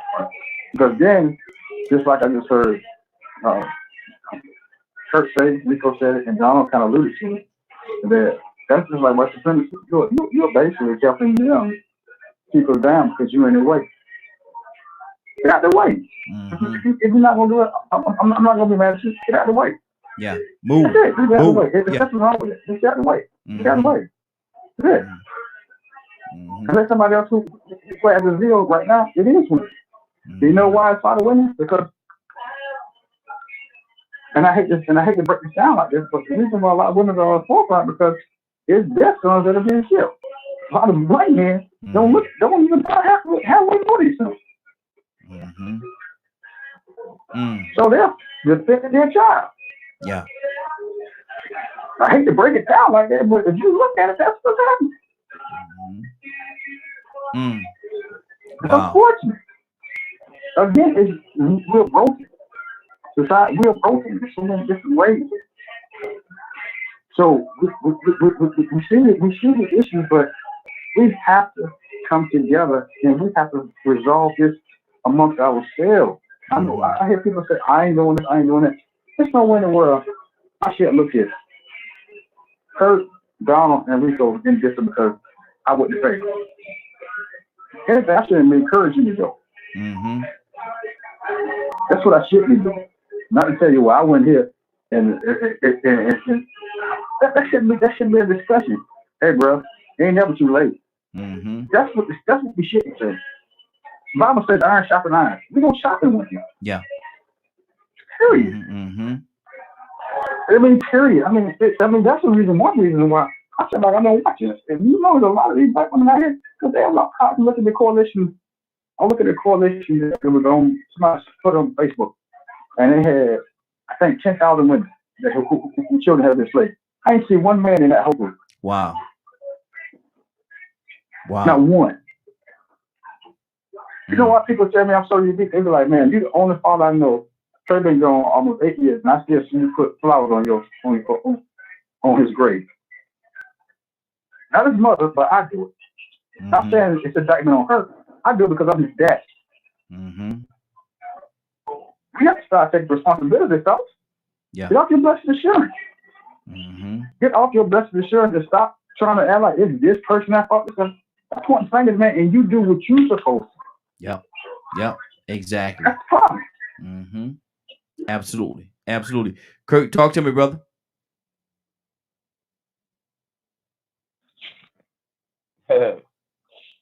You know, Minister Neal, he was on it. You know, I'm gonna add to it because I'm gonna speak for the brothers like him who doing it. All right. And I'm gonna say this, man. Every sword in the battalion ain't sharp. But every sword in the battalion is capable of killing. And they all there. You know, I thank God that we got a crew of brothers that basically iron sharpens iron. But when it's time to collect, sometimes you got to grab a dull sword. You better use that thing to deflect something. You know what I mean? But, you know, I get it. You know what I mean? A lot of brothers ain't stepping up like they supposed to. But a lot of brothers is, man. You know what I'm saying? And if I lose hope of that, then I lose hope of my people. You know what I'm saying? If I lose the belief that one day we really gonna come to full fruition and full perfection, if I lose hope of that, man, then I lose hope of my people. And I not only lose hope of my people, but I lose hope of myself slowly but surely.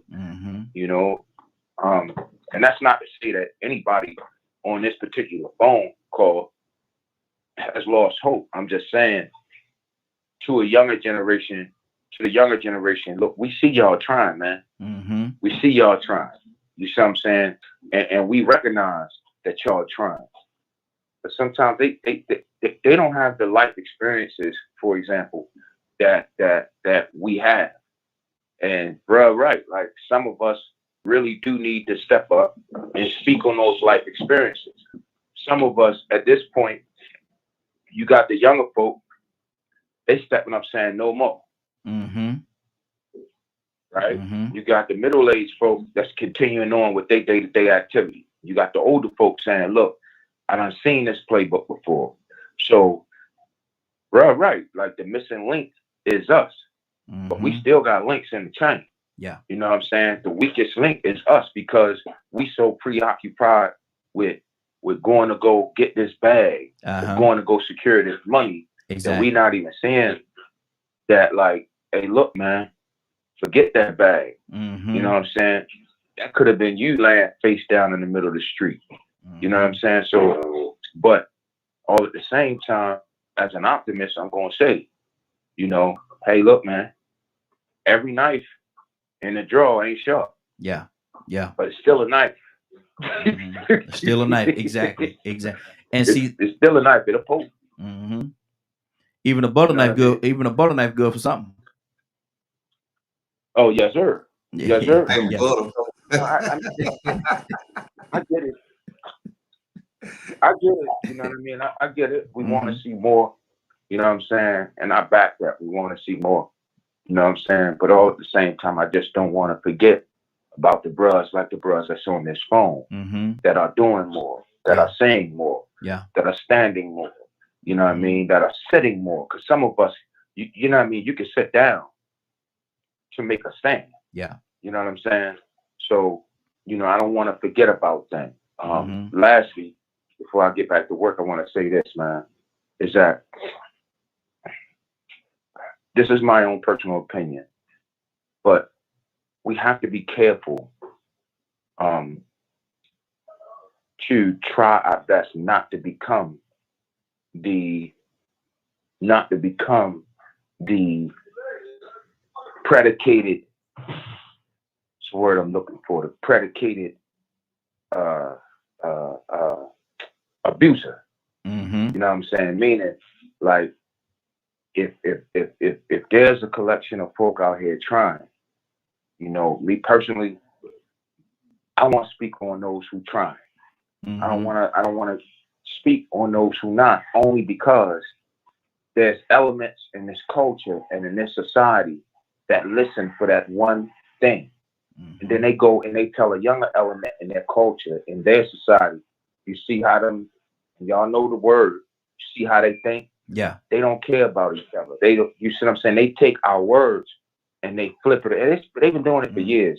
Oh, yeah. They take our words, flip it, and then let that be the control of the narrative. You know what I mean? That's exactly what they're doing right now in the Congress with this new America First.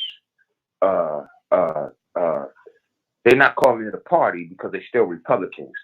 But this America First initiative, or, you know, whatever they calling it, with old girl Green and a couple others and King and a couple others, where like 4 of these dudes done been censured by Republican chair saying, look, you talking racist rhetoric and this, that, and the third. You know what I'm saying? So for those who are speaking, for those who are standing, for those who are sitting, I think now it's time for us to shift.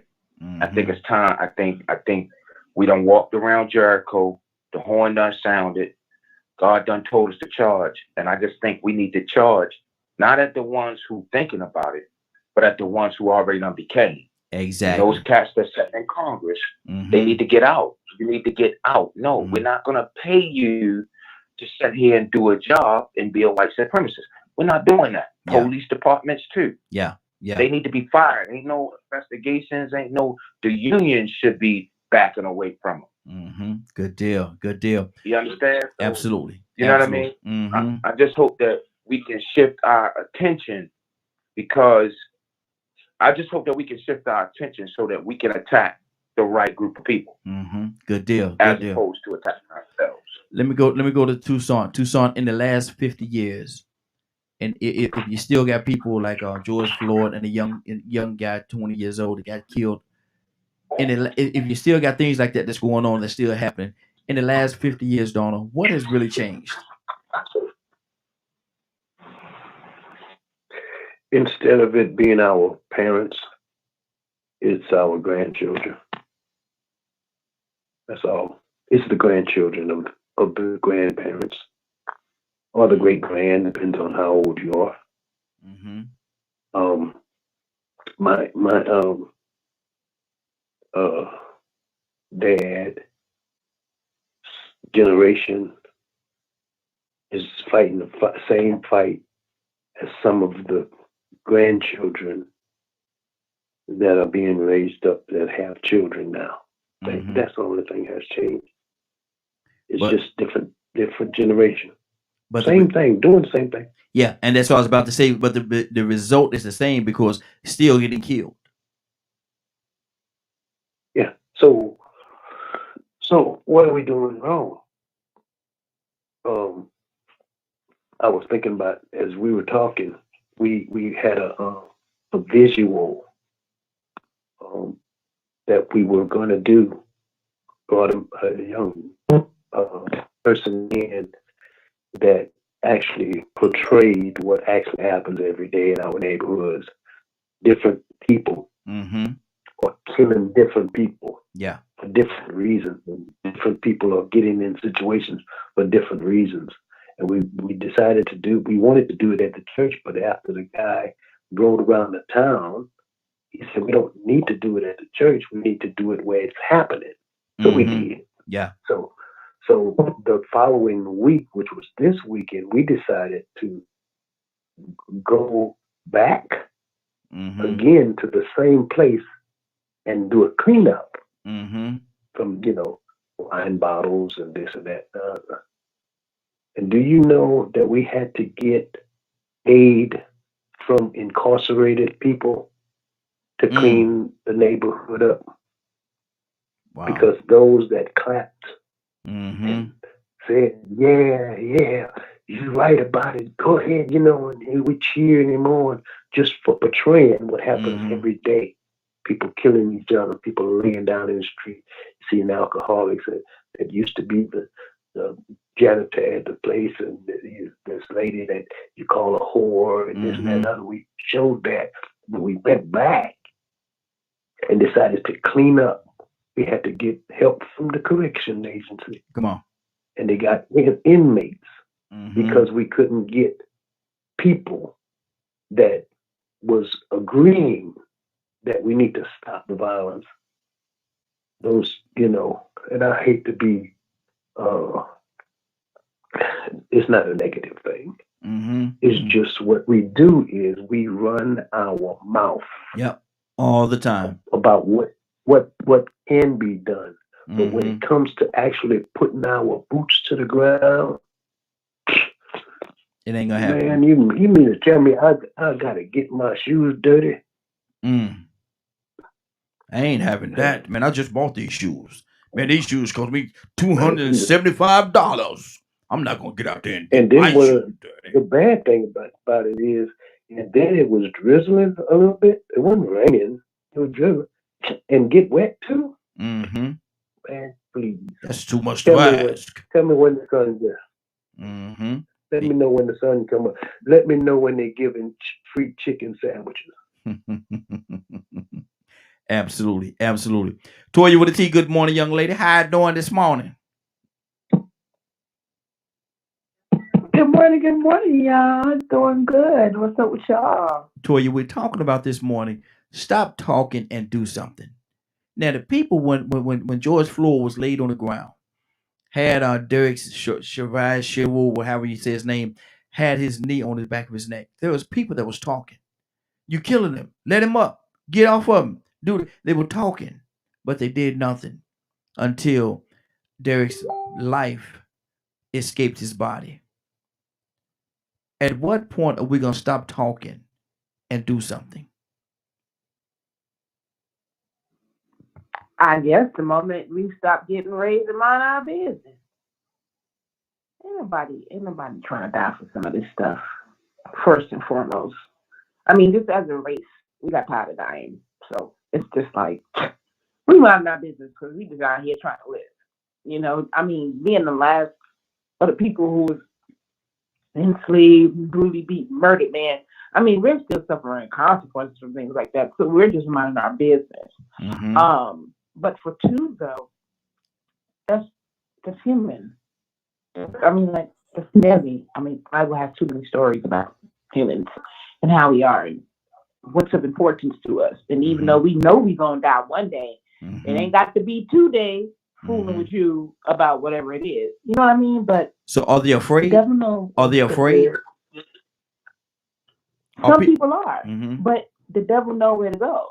Because I promise you, if that happened in New York, it probably would have went different. I believe even if it happened in Atlanta, it probably would have went a little bit different. Because when we think about Atlanta, we got to think that that same time around after the George Floyd protest, Black young men went and took over their own side of University Avenue with their own huge guns, and police didn't go over there. They weren't scared. You know what I mean? So it's like sometimes it's about timing, sometimes it's about where you are, and the devil already knows that. He knows he can't do certain things. Listen, I ain't but a book, something. I couldn't be there. They would have been shooting me and getting me off the neck because I cannot watch another human do that. Yeah. Yeah. You know what I mean? And everybody is just not like that. So whether it would have worked or even if it would have bothered him, I would have rushed that officer. Like, you gonna shoot me? I don't know. I'm like, seriously, I don't know. Ran, got a gun, shot up in the air, did something because I cannot allow. It could be your own child. I don't care. You're not gonna take a life from me in my face. You know what I mean? So, but it's definitely a combination of being trained to mind our business at the same time. A little bit of fear. So Toya, it's almost like I'm hearing you say you're just trained to be the good little Negro. You know, a lot of times they use different words, a different N word, but it's saying you're just trained to be the good little Negro. Go on over there and sit down and watch. You ain't gonna do nothing. Be the good Negro. Absolutely. Absolutely. That's what we feel as good Negroes. The ones that talked and God did things, they put metal plates in their mouths like a mask, like this mask we got going on now. They used to do that to Africans back in the 1600s with little blades so you couldn't talk. When they went, Africans was all over Africa. But they didn't want any Africans. They wanted them special ones that was specially designed by God. And when they talk, things happen. When they think, things happen. When they they go up out of here, man. So, you know, it's just we have been trained, like you said, to be that good Negro. And when a good Negro fight back, you get scared. No, don't do that. They're gonna kill us all. They're gonna chop the foot off. No, they went that way, boss. You know what I'm saying? But absolutely, whenever you're taught to just look in the other direction when someone's life is being taken, oh yeah, you're just being a good little human. It's not even about a Negro at this point. Being a good little human and say nothing and let the devil stand back there and do nothing. Wow. Rico, talk to me. We won't even utilize our opportunities to stage a coup. Now I can sort of understand why we unconsciously settle or passive because we don't have the ultimate weapons of mass destruction that they have. We don't have jets. We don't have tanks. We don't even have the Humvees that they could use in Iraq and then come over here and use in our neighborhoods if push came to shove. We have to learn the art of war and learn how they function and infiltrate them the same way, infiltrate their structures and then utilize it. See, if we got a man in the Pentagon right now. What if that black man in the Pentagon was part of a secret society? Just because we know there's plenty of white people in there, and they fight for their own agenda. What if this black man was connected to a network of other black individuals throughout the military that could say, okay, on this day, we're gonna take 100 jets and we're gonna hijack a couple of missile silos, and we're gonna reveal who we are, just like they did at the Capitol building. See, some people do that. You got white people go in the military and they learn all those tactics, and then they go out and they form their own militias. Yep. You know what I'm saying? They train and they prepare for stuff like that. But see, we don't prepare for nothing like that because we scared. We don't want to lose. Think about it. As a leader, as a representative, I ain't never really considered myself a leader, but I will stand up and speak out when other people won't. And in certain times that I spoke out and stuck my neck out on the line, you know what the biggest disappointment to me was that all the efforts that I made, up to somebody else to pick up the torch and carry it because they cut my head off. Waste of time. It went right back to what it was. All the progress went because they were me. They didn't have in them what I had in me, even though people felt like they were best to put in that position after I was gone. These people were more cooperative. They saw more on the company side of things. So, you know, as a black man, you start looking and you say, well, okay, I see what happened to Medgar Evers. I see what happened to Martin Luther King. I see what happened to Malcolm X. And them people were revered all around the world. And then nobody get no revenge, and then nothing get gained from that. Nothing progress from that death. So a black man is afraid to step out front right now because he know the rest of these jokers ain't got my back. Yeah. They ain't got my back. I've seen it. So everything you fought for, every sacrifice you made, every time you put your life on the line and put your neck out there saying things that other people were afraid to say, taking a risk on somebody following you home. That's your big mouth. I get called that all the time. You know what I'm saying? Ain't nobody else willing to step up and make that risk. So whatever it is you get accomplished, because what I did, the job that I was a union rep in, everything I got accomplished, it started out good, and then it got dismissed. You don't even have, it's not even a sign that I had got anything done now. I'm just a person that went through this, and the company experienced this, and then they got it right back on track of where they are. But I'm gonna tell you something though. I know I'm getting a little long-winded. In some situations, you know, I told you I went to the 8-day game Saturday and watched the University of Alabama. Then I left and went to the Classic, and I saw two different atmospheres. And in those atmospheres, I saw it was like more white people and black people on the same page at that University of Alabama game. But when I got to the Classic, I saw 8 or 9 different type of black people. Mindset-wise. And I saw a situation with 3 adult black people, not only just at the Classic, I see this almost every day. I see mindsets in black people that almost justifies every stereotype that a white person has about them. I mean, when I tell you, I get ticked when I hear some of the things that they say about us, but then sometimes I look at our people and I'm like, man, we give them every reason to think like that.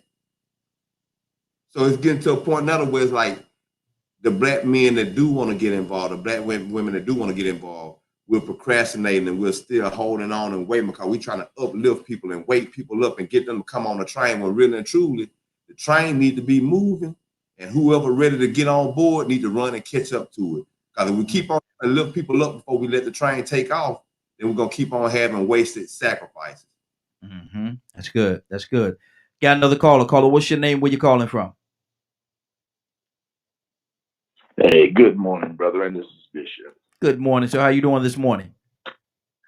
Man, I'm wonderful, bro. How about you guys? Hey, man? doing good. Doing good. I know you've been listening for a minute, man. Stop talking and do something. What do you say to that?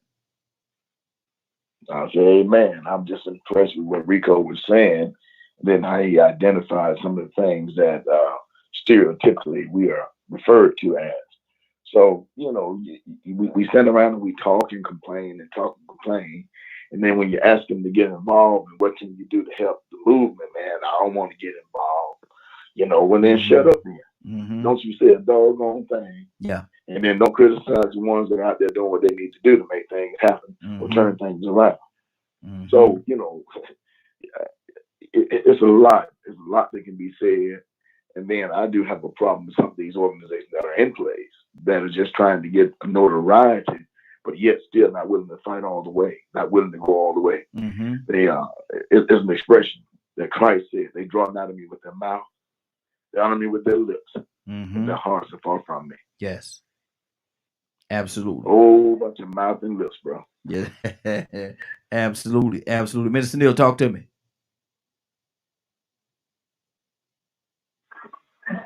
Yeah, I mean, I'm listening to everybody pretty much on point about that, because I think that's it's going to be the remedy. Hey, the ones that can, the ones that can't, they step aside. It's that simple. It's no other way to put it. It's no way to put it. I mean, do you think most people? Do you think most people, or most of us, not us, but most people are actually are just afraid, man, to stand up and make a difference? I don't think they're so much afraid, but I think sometimes people, they're just not in it. Some people just don't have a dog in them like that. Some people will back the organization, the cause financially. Some people use their own time with volunteering, such as like showing them how to strategize. There's so many different areas that you can go into when you're dealing with different kind of organization and protesters. We don't even see the background of it. So I can't say that that there's something wrong with them because they're not on forefront fighting. That's not mean they're still not fighting for the cause. They're adding their talent and their time to help us move along to the ones that are on the forefront. So I'm not going to just knock them all, like, because Kurt said it makes a lot of sense. He said, I can't just knock them all because I have faith in them. Me as well. I get what he's saying. So I'm not going to say that all of them are bad. I just think that sometimes we have to tap into that as well. Say, hey, what can you do? Well, you can do this. You know, hey, man, we need case in point. Now I'm looking at Black Recycle. That's one of the things that they were showing that a lot of people who had talent in the administration side of it, they was put them on the administration side. You understand what I'm saying? So you have to. It's all about. But the thing is that you have to be willing to do something. That's what the biggest issue is right now. Are you even willing? That's the problem. Yeah. You got a will. Yeah, you got to have a will. Exactly. We're gonna go back to Kurt. We got Kurt backwoods. We lost him for a second. Got him back. Kurt, what's on your heart? We got another caller coming to you next. What's on your heart, Kurt? Oh no, you can come back to me, Ben. I just passed back in, bro, because I need to catch up on the topic. Got you. I think we're about my brother Pete. Are you with us? How you doing, sir? Top Quality family. Good morning to everyone in attendance, listening audience. BKM Radio, Morning Glow. Yes, sir. We're talking loud, ain't saying nothing. You talk too much. Stop. You talk too much. Yep. Listen. Personal responsibility, individual responsibility. This is one of the major problems. We are not developing, growing, perfecting ourselves as individuals, as a singular one, spirit man, right? Flesh and blood, sentient being. You, what's making you throw the paper on the ground in your neighborhood? You. What's making you disrespect folks, calling them, derogatory terms? You. What has you out here not pushing and working and developing yourself to reach and peak at your full potential? You. Nothing outside of you. So yeah, it's a whole lot of loud talking. So many want the drum major instinct, if you would. You want to get up and talk loud and talk tough. We ain't gonna take it no more. And it's what we gotta do, and what we need to do. This is what we must do. And what do? Nothing. Just up talking loud, ain't saying nothing. Just talking a whole lot, not saying nothing. Listen, when we start talking about what we need to do, make sure you found there doing it. We need to support our businesses. How many of the businesses do you support?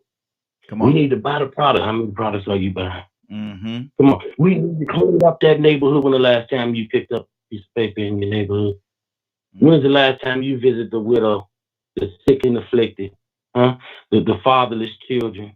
When's the last time you stopped and talked to some of the young people, huh? See, it comes all the way back to just you, the sole individual you. The people are put in a trance to operate in a trained, predetermined, conditioned position. Their whole life is equivalent to a 60-second commercial. They prop up an idea. They go through the whole story of the importance and the benefits of the idea. And in the end, they show you happy with the object. Boom, and they've gone to another commercial. And that is the equivalent of too many folks' lives. It's a 60-second commercial. They never invest in themselves. They never get clarity to themselves. They never come to the knowledge, wisdom, and understanding of themselves and all that truthfully is.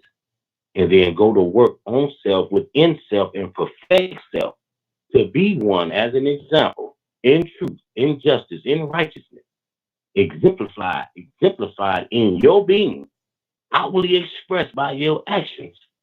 And now we can move forward because a picture is worth 1,000 words. Yeah. So it's not what you say. Come it's on. what you do. Absolutely. Toya with a T. Talking loud ain't saying nothing. Are you singing, brother? Are you singing this morning? Hey, look at here. Boy, my brother Pete. Toya with a T, talk to me. Toya with a T. Toya with a T. Wake up and go to sleep. Wake up and go to sleep. Rico, talk to me, brother. No, there's nothing more painful than putting all your time and effort and passion into something to not only help yourself, but to help other people. Then all of a sudden, it just goes down the drain like that. And wasted all that anger, all that ground pounding, stress. You know, there ain't nothing worse than that, than to have a disappointment to see it just go to nothing. But it's funny that, you know, somehow we got to get out of this mindset that has us feeling so selfish or self-centered. I'm gonna go back to that being a representative thing. I remember when I was young and I was doing that, I was representing men that was older than my parents, men that were sort of looked up to in the street, what you would call local street legends. You know, these guys, I was walking around and I'm like, okay, I expect them to carry themselves in a certain way as a black man, since they are recognized in the black community. So for the superficial things they've done, I imagine that they got to have some kind of character or some kind of upstanding moral about themselves as a black man, or pride. That when I go out here to work with these people, I'm expecting them to put their foot down and not be out here tap dancing and kissing butt. I got out there tap dancing and kissing butt. They wasn't the big dogs that they was on the street. They was the do boys. They were the yapping mousers. Like, wait a minute, that ain't you on the street. Not the tough talker. Not the one that everybody talk about. If people talk about you don't even know, but that's what they did. And so I started pointing out different things, and I'm like, man, how long this been going on? And I was hearing, you better shut up. They're gonna fire you. They're gonna run your tail off. Blue, blue, blue, blue, blue. Okay, I'm hearing all that, but right now I'm here. And what I'm afraid of is that this has been going on since the 70s. That in 13 years, when my sons come out, they might not do what I wish they would do, and they may have to come into this foundry just like I had to come out here and not use my best potential. But if they do happen to come out here, I don't want to have to hear them come back and tell me that they going through or seeing the same thing that I saw 15 years prior. That means while I was there, I sat on my hands and didn't do nothing. I just conformed and got a check. Even though I was unhappy about stuff that I saw. If it was still the same when my sons got out there, then I was less than a man to leave that atmosphere the same. For them to come out there and not be able to progress because they earned their way or they deserve to be supervisors or move up the ranks. And then some of them black people would say, well, I ain't worried about it. I ain't got to worry about my son coming out here. He going to college. Some sons had to come out there. And some of them had to fire their son, I found out a couple of years ago. Same one, man, why you do this? You supervisor job? No, I don't want the supervisor job, brother. I think you deserve it. You've been training all these other people that they've been putting in supervisor positions. I'm wondering why they won't give it to you. But you were thinking to yourself, who does Ian think he is? Yeah. Look at Rico. There go Rico again. Talking about supervisor job. Man, them white folks ain't finna make him no supervisor. Who he think he is? They didn't know. I was thinking about you, dummy. Mm-hmm. So it's like, you know, there's nothing more disappointing as a leader. That's why I say it's hard for me, you know, to walk through my neighborhood. You know what's really sad? You can walk through a black neighborhood and tell it's a black neighborhood just looking at the ground. Just look at the side of the road. Mm-hmm. But we want better. We want to get to that neighborhood. We want the fence and the swimming pool, in-ground pool, and the basketball court and backyard. We want that.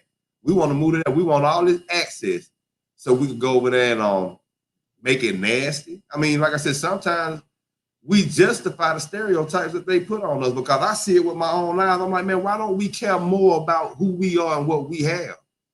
Why? So I think to be honest with you, a lot of these conversations that we have, even though we doing a lot of talking and people aren't doing anything, I think if you start answering the whys, and then you start waking people up, sooner or later they'll get to the point where they gotta do something because they'll realize where they are in life. Ain't where it is. Gotta feed them before you take them to war.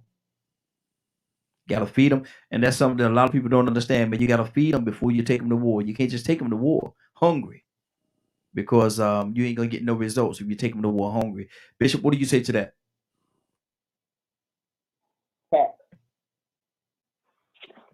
Man, I'll tell you, a lot is being said, and I have to just wholeheartedly agree. When Rico was talking, he can start a fight and advocate, and then when you move on, others drop the ball. Nobody come back to try to carry the torch. Nobody say, do what we need to do to keep this thing going in the right direction. And then they turn around, they stand behind Rico. I'm with you, man. Go ahead, man. I'm with you, man.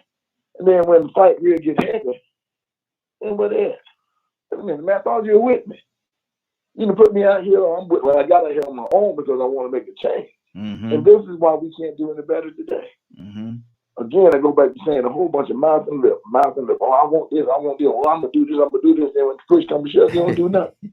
Hey, look at here, man. You go up in there, you ready to fight, and you and a couple of your partners going to fight somebody, and you look around, man. The only thing you see is the back of the head and the bottom of their shoes, man. Wait a minute, bro. Wait a minute. You see the back of the head and the bottom of their shoes. That's all you see.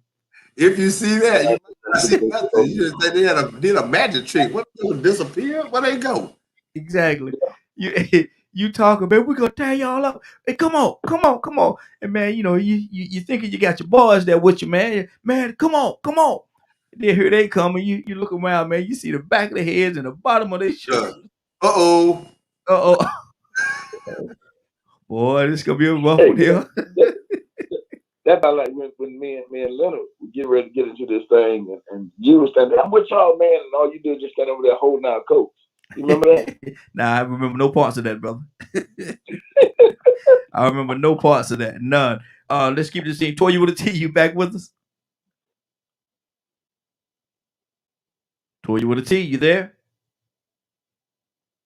Kurt, you ready for us? I am here. There you go. You know that mute button be hopping around, honey. It's just like, yo, you're not finna say nothing right now. That mute button is crazy. Oh my gosh. But what's on your heart, sister? Stop talking and do something. And we talk about sometimes we gotta feed them, and that's what we're doing right now. We're feeding them, getting them ready. Because you can't take them to war hungry. Right. I mean, it's just amazing what people expect you to do on a hungry stomach. But God talks a lot about that. We always want to come talk about what a human said, but God had already said it first in the Bible. Mm-hmm. But no, we have power. You know what I'm saying? So it's like you can do whatever. But this rat race, that's why they keep everything going and keep you working. Because they don't even want you to pay attention to your own child. They want you to be so off whack that you can continue to go on with their rhetoric that's working, like getting up, going to work, and they get a check first. Legal pimping. They get a cut out your check. But slavery dead. Mm-hmm. These people ain't got up and flipped their bird.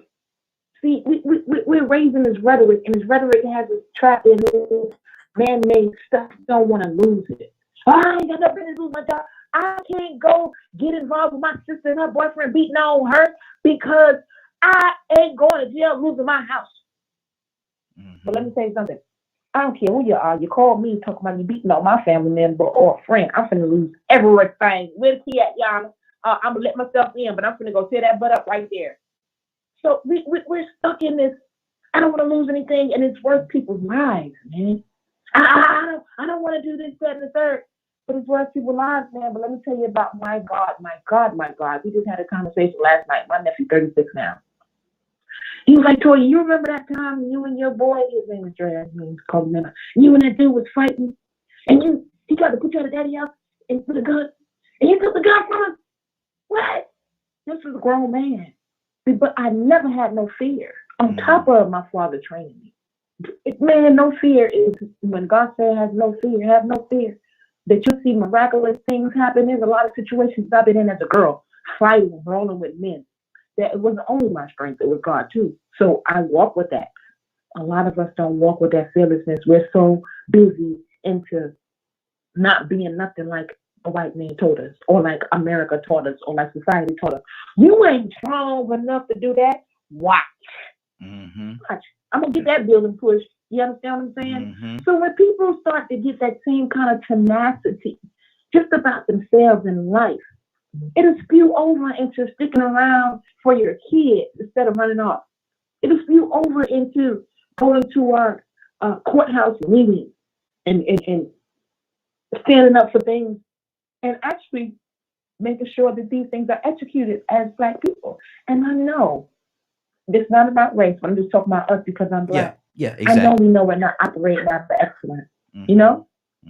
So I'm just saying these things right here are components of distraction to weaken you, because God said have no fear. God said all things with him, you can get done. So, you know, it's just a distraction for us that they know the truth. And if we ever get out from up under that distraction, it's going to be on and popping. Exactly. Curtis, you ready for us, Curtis? Yeah. What's on your heart? Talk to me. I mean, there's a lot on my heart, man. You know, that this show really, we don't have the time to address. It have to be a 10-part series. Not only to address the ill wills of our community, but the ill wills of what has been perpetuated in our community as a form of this is how those people are. You know, it's in my opinion that the most misunderstood. Have we become like pit bulls or Rottweilers with cavities in their mouth, man, and toothaches? I guess to a degree you could say that. And to a larger degree, you could say we done become pit bulls, Rottweilers, and Doberman Pinschers that don't mind biting the hell out you either. You know, I'm reminded of in this play called The Meeting, when Malcolm and Martin, and Malcolm look at Martin, and Malcolm say something to the effect that you keep stacking brothers on top of brothers, cramping them up until they can't breathe. And what's going to happen is when that brother get any semblance of freedom, he's going to strike back. If you don't give him freedom, he's going to strike back, and he's going to strike back at what is readily available. All of this rage and all this anger, man, it's generations of pent up frustration, pent up. You got a collection of folks that's just tired, man. I mean, but Kurt, how tired? And I'm gonna go to somebody else as well. But I want to ask you this question: how tired do we have to be before we do something, man? Because I asked a question earlier. In the last 50 years, we're just gonna go 50 years. We've seen this happen over and over and over again. We've seen it happen. It's right there in our face. Last 50 years. How tired do we have to get? Well, I mean, Well, that all depends on what's your measurement for outcome and success. Mm-hmm. Because realistically, living. if I go in the last, huh? I say, If is living. My level of success or my outcome of success is living, because we're dying, man. They're killing us. Well, I get that, but here's the thing. I get exactly what you're saying. I don't want you to think that I'm not understanding what you're saying. Mm-hmm. But what I'm also understanding is our achievements. 50 years ago, bro, you could not sentence no white man to murder a black man nowhere in America. Mm-hmm. He was not even he you might be lucky to get him in a courtroom. Mm-hmm. 50 years ago, Yeah. you might be lucky to get him to the police station, let alone to the courtroom. Mm-hmm. So 50 years ago, a lot of the things that is possible now is because of people like you, people like Minister Neil, people like Toya with a T, people like Leonard, people like Badger, people like Rico, people like Cassandra, standing up and saying, hey, look, we ain't taking this foolishness no more. Mm-hmm. You know, I'm reminded, I'll preface it like this. I'm reminded of a speech that Malcolm gave. I can't remember what year it was, but he talked about the civil rights movement. He talked about the real leaders of the civil rights movement. And he says in his speech, he says, y'all want to know who the real civil rights movement leaders was? Y'all. When y'all banded together and y'all took the boycott from being a boycott to being action.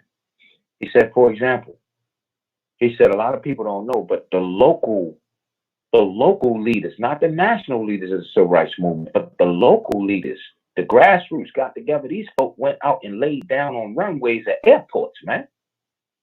So there was a moment during the civil rights movement, they couldn't land a plane with 200 and 300 of 8 people on it, because you know back then we couldn't really afford to fly. Yeah. They didn't even want us in the airport. Mm-hmm. But we went out there and laid on the runways, man, so that they couldn't land them planes. So, I mean, when I look at it over the last 50 years, yeah, I still see that we in the race, but I'm not going to speak as if we just don't stop running.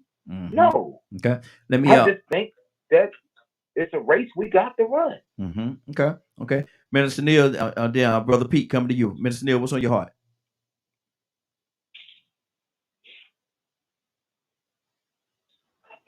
I'm not gonna lie, I was talking to somebody. I kind of like missed the conversation, so can you do that with me? Yeah, I'll come back to you. Pete, talk to me. What you say now? What you say, Mr. Neil? No, you do it. That's I was talking to somebody. I kind of missed the conversation. I was asking a question. Sorry about that. Okay, I'll come back to you. Let's catch up. I'll come back to you. Pete, talk to me. The topic is, say it again. Talking loud. No, stop talking. Stop talking and do something. Stop talking and do something. See, and that's where it is. I talked earlier about personal responsibility. Mm-hmm. See, if you don't know it's a problem, then there's nothing for you to address. You're not aware that there's an issue that needs to be addressed, so it's nothing to address. Mm-hmm. If you're happy in the illusion of ignorance, then that's just where you are. And ignorance is bliss with you. Okay? Mm-hmm. It comes back to the individual and that responsibility. When we talk about doing something, it's going to come back to that individual doing something. Well, what are you doing? Mm-hmm. Like I say, we rich and full on ignorance. New discovered levels of unheard of ignorance. Self-hatred, disunity. We full on that. So you were talking earlier about feeding the person. Well, they don't feel hungry, brother. They on full. Mm-hmm. They're a little obese on ignorance and disunity and self-hatred. It comes back to that. Yes, we're still making strides. We're still seeing first and all of that. But it still comes back to us just really understanding the knowledge, knowing, identifying, being aware of your true position, your true existence on this planet. You have the illusion of man's system, and then you have the reality of your existence. But are you with that? Or are you caught up in the version, in the vision of man's system? Is that your life? What man says?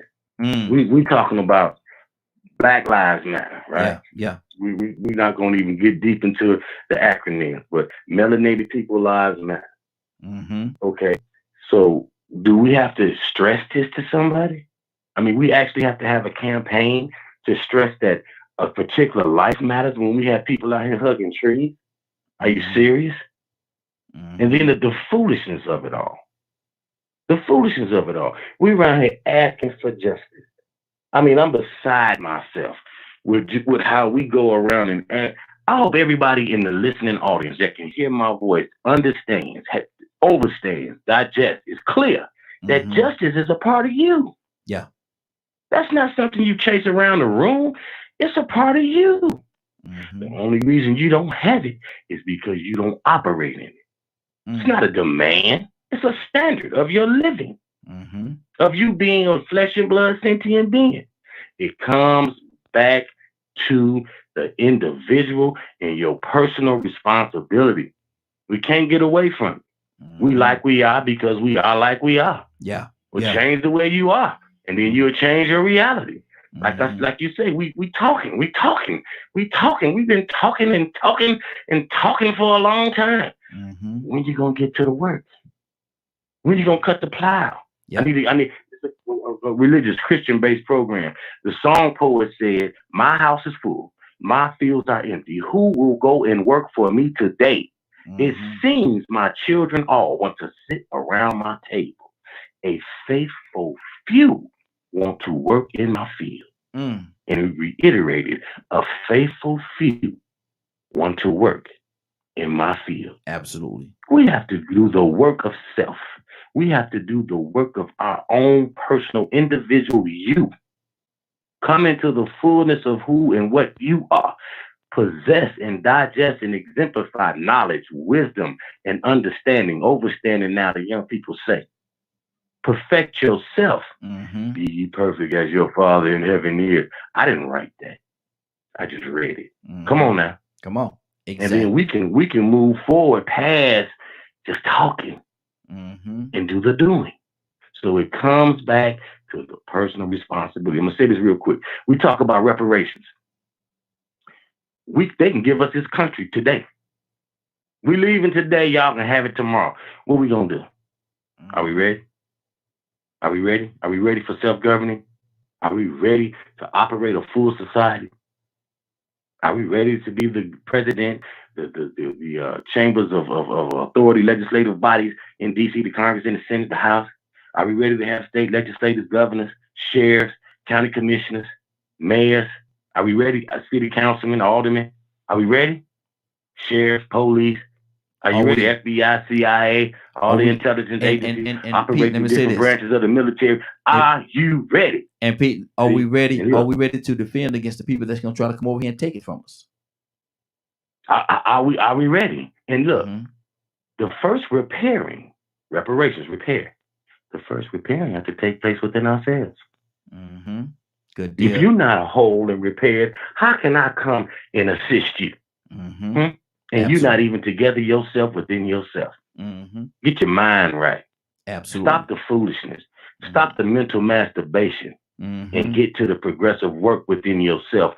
In truth, perfection, full ability, operate in it and watch the advancement. Absolutely. Minister Neil, you ready for us?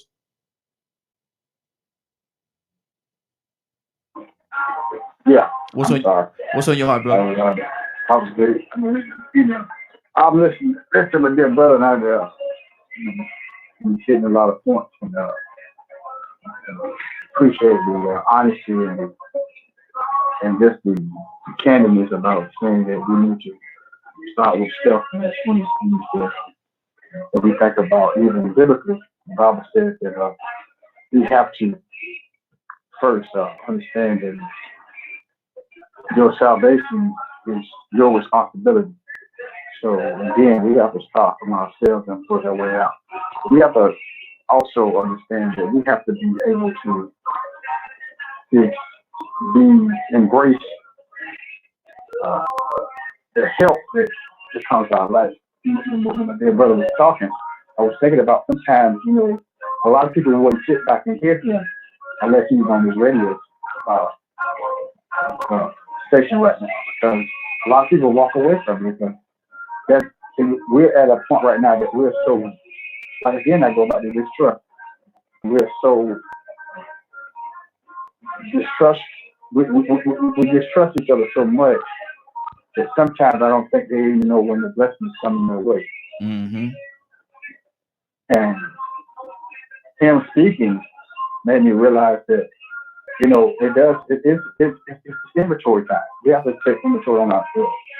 And I heard Donald earlier talking about the preacher sitting and hollering in the pulpit. And you and I both know, we know preachers that we're not lip offended. But again, why are we worrying about them? Why are we giving them that kind of burn? Let's go somewhere and let's get to some people who we know that's going to be on our team. That's what we have to do. Yeah. So it has to start with yourself. You have to get up. You have to get up. You have to get up and say, hey, you know what? I'm gonna be a better Neil today. I'm gonna be a better Raheem today. I'm gonna be a better this today. You have to make that decision. I mean, I don't want to get up and be in here no 5 o'clock in the morning, but I have to because this what pays my bill. You understand what I'm saying? So how can I get complained about something if I don't want to get up and do it? Yeah. I had a deacon used to always tell me, he says, Reb, I get tired of people saying that God hasn't blessed them, and I was asking, you got food in your refrigerator? He said, yes. He said, well, the food don't cook itself. Sometimes we have to take that same kind of tone and responsibility and say, it doesn't cook out. It doesn't cook out still. Ain't never seen no chicken. Start getting out here and start with. Ain't never seen no chicken say I'm going to prepare myself to go jump in this hot grease. I ain't never seen no chicken say that, man. No. Sometimes we got to do it ourselves. We got some things we have to do ourselves. Yep. And that's why I say we have to work on ourselves. Individually, we have to take it upon ourselves and be honest. Just be honest. Absolutely. Like I say, when I stopped drinking, I ain't stopped drinking because I went to rehab. I stopped drinking because I got tired of feeling the way I was feeling. I'm gonna be honest with you. I got tired of popping up in other women's days. I got tired of all that. Exactly. So you gotta get tired. Yep. Yeah, get sick, and a person they'll do something when they get sick and tired of being sick and tired. Future line, Mr. Neil. Rico, talk to me. Rico. So sometimes, this is what I realized a long time ago. Sometimes our expectations of success or the unknown, we go too far in our expectations. Let me say that again. Sometimes we imagine it takes amount of work or effort to do something when really and truly it doesn't take that much. We expect things to be harder than what it really should be. I put it to you this way. Sometimes people, they compete for the love of something. They might have a passion. They might run track or something like that. They compete, or it might be in music. And they compete with other musicians, but in the preparation of this, preparing for this competition, in their mind, they're imagining that everybody is so much better than them. They don't know for sure, but they don't have enough confidence in themselves, or maybe they just maybe humble enough to not think that they're better than everybody else. But somehow they think that when they go here, they're going to come across a lot of people that's way better than them, and they're out of their league. Then all of a sudden they get there and they perform. And they do good compared to their expectations. They think, you know what, I did good. But at the end of the day, you find out you were the best. You were superior to all of them. Our expectations had us thinking that maybe we wasn't prepared enough. Maybe we were nervous. Maybe we weren't confident enough. I'm going to try my best, but this might just not be enough. I think our imagination is holding us back. I think it's going to be so hard to make the efforts that it takes to unify. When we hear the words woke, we think it's going to take a whole lot of effort to be woke, and then people actually try to use that title against you. You're supposed to be woke. You're supposed to be woke. Woke means I'm just realizing the true reality of how things go. Some things that we think are hard, not really that hard. We just got to make the effort. And you will be surprised what you can accomplish. You could be like, man, I actually achieved this. I thought I was going to have to do a whole lot more to get my credit score up to 800. Yep. I thought I reached. I thought I was going to have to do a whole lot more to get an extra role in a Tyler Perry movie, but all I had to do was just make the effort. So we can actually hold ourselves back. And not only hold ourselves back, but then we'll start settling in my internet. We'll start settling and conforming for less than. Because I think I said last night, sometimes subconsciously, we automatically assume that we are less than white people and that we are in a certain place and we ain't gonna get no better. We need to be happy where we are. That's terrible. Wow. That's a terrible imagination to have. That's another form of sellout. That's another form of sellout right there. That's what it is. Especially when it's self. I mean, you imply it to yourself. You know what, man? I would love to be an astronaut, man. But you know, man, then them white folks ain't gonna let me be no astronaut. So you give up. You know what I'm saying? You have or maybe you think it's gonna be too hard. Man, I gotta do it. It's gonna cost too much. You know, so it's self-doubt, man. We create so much self-doubt and lack of drive and procrastination or just hopelessness because sometimes we do think it's going to take too much effort, which is understandable because we do always have to go above and beyond. We do have to do a little extra to get where we're going. So that's hard for people to wrap their heads around. You know, they don't want to do a little bit of extra. They tired. We done did enough. So, you know, exactly.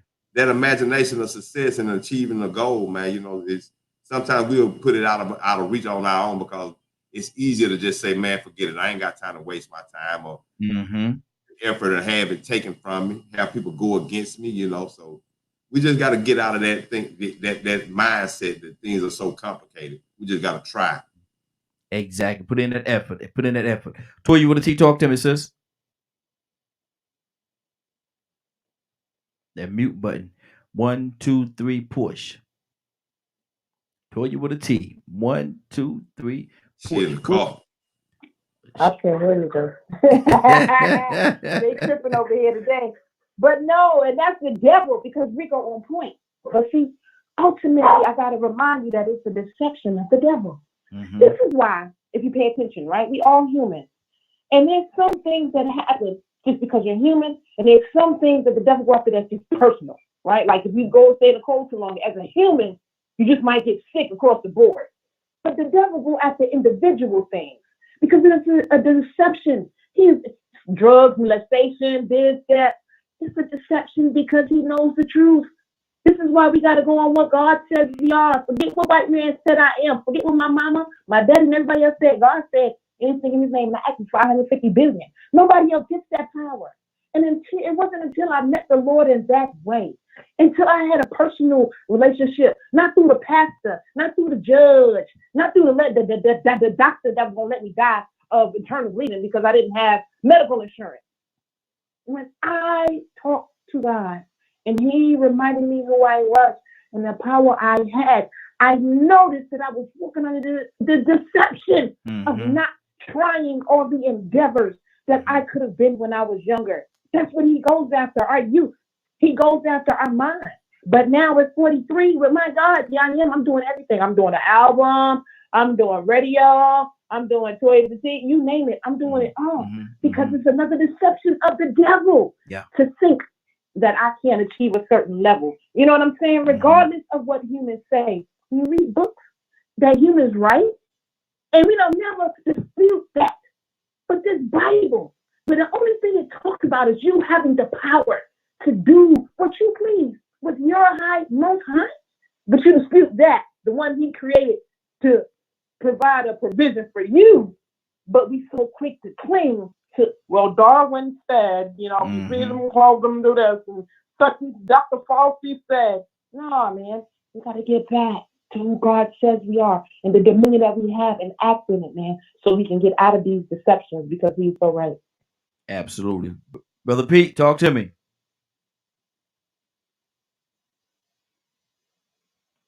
I'm in a bad spot passing, bro. Okay, Rico, talk to me, bro. I'm gonna see if I can get you some no-nos sent over there to you. You over there catching it, man. I was like, man, I said, look at Raheem, boy. That look like me over there trying to stop them young.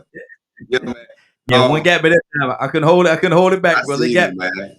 Yeah, man. I mean, but you know, sometimes that's the fight that's got to be made. Sometimes you got to get out here and fight when you're tired. Yeah. Sleep it sometime, man. But like I said, in this life that we got to live, this experience that we're going through, knowing our past and knowing what job we have to preserve the future, we got to get some reprogramming going on. We got to get therapy up here so we can get back to the true reality of things. This race thing that they use to divide us, this religion thing they use to divide us, this financial economic thing that they use to divide us, it is all man-made. We are humans. We deserve the same rights as any other human or any other living creature. And if we continue to ask for it, we'll never get it. Yeah. We got to demand it and we got to fight for it on our own. It's going to be some loss, going to be some sacrifice.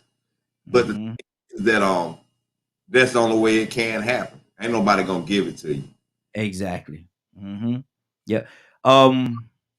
That's good. It's a lot of different ways I could go from what you just said, man. Because that's powerful, brother. That's absolutely powerful. Minister Neil, talk to me. There's a lot of ways I can go on that one. Minister Neil, you there? I'm sorry. Sorry about that. Okay. We got a few more minutes before we get out of here, brother. What's on your heart? Yeah, hey man, I mean, it was awesome, man. I mean, I totally knew that was awesome, man. Is what you said, but I don't want to. Not too much to say about it, so. Exactly. My thing is this right here, man. There's a lot of work to be done. But collectively we come together. And y'all don't heard me say this a million times, man. If it's so much easier for us to succeed if we all pull in the same direction. Man, get a target. Okay, we need a target. And once we decide what that target is, let's reach that target. And once we reach that target, we can put another target out there. And continue to do that until we get to where we need to be. Each one of the targets needs to be aimed in the direction that we really want to go in. That we all want to go in. And once we reach one target, and we can start small. It don't have to. We can allow a little small battles along the way to get to that target. And then once we get that, we obtain that. Let's celebrate for a second, because that's what get us sometimes as well. We celebrate too long. Let me ask you something. Yeah. Is it possible for us to come up with a general idea of success? Because each individual has their own idea of success. That's the reason why I'm so comfortable and we're not united, because each household or each leader of each household has their own idea of success. I done made it. I ain't got nothing else I need to be doing, nothing else I need to be fighting for. This is all I work for. Would it be logical for us to come up like with Jews and age?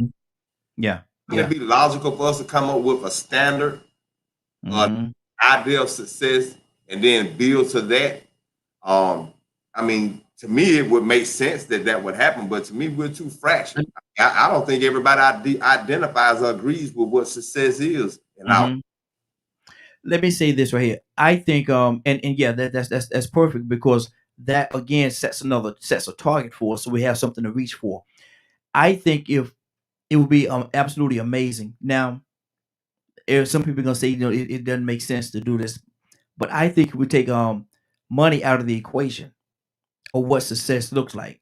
Take money out of the equation. Yes, we need money for certain things. Yes, we need money to survive. Yeah, we need money for a lot of different things. I understand that, but we can't let that be our goalpost. Because take money out of the equation.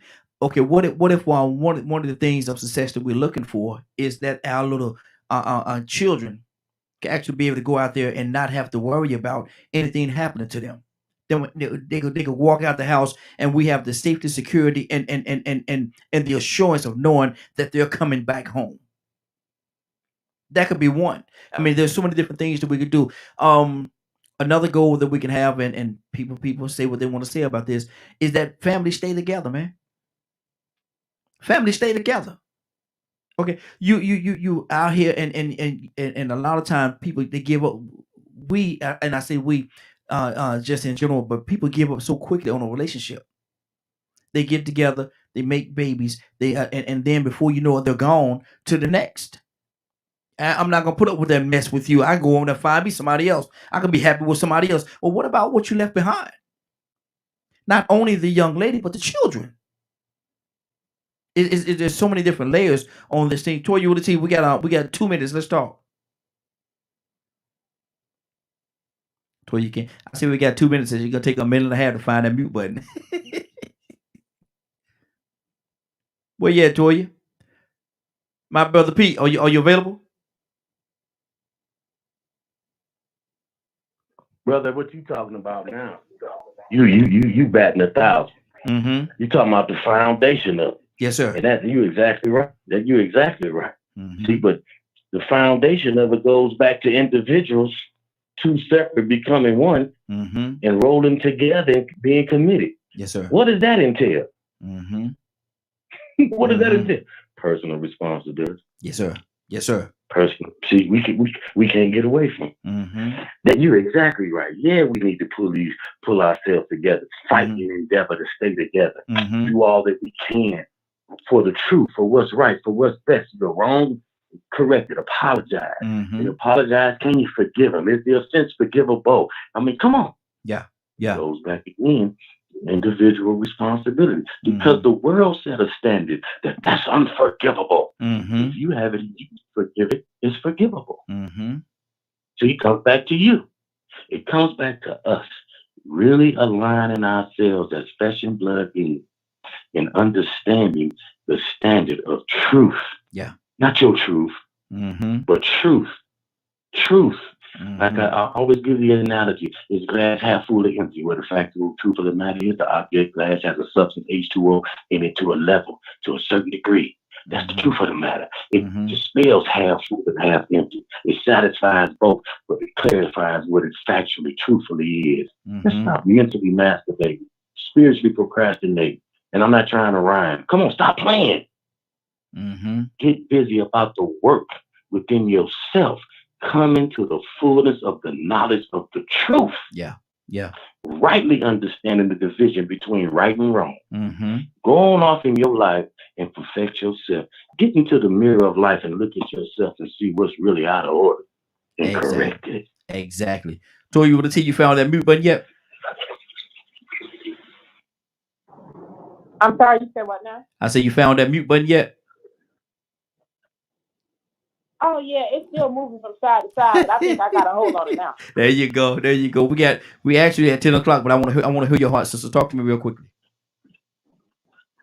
Yeah, no, man. I mean, everybody is right. You know, we all have our own collective thoughts and issues on what success is and where it is, man. But at the end of the day, I think if we just focus on, you know, our own United Kingdoms, I think sometimes we go too far off the radar trying to get somebody else to do what we think is success.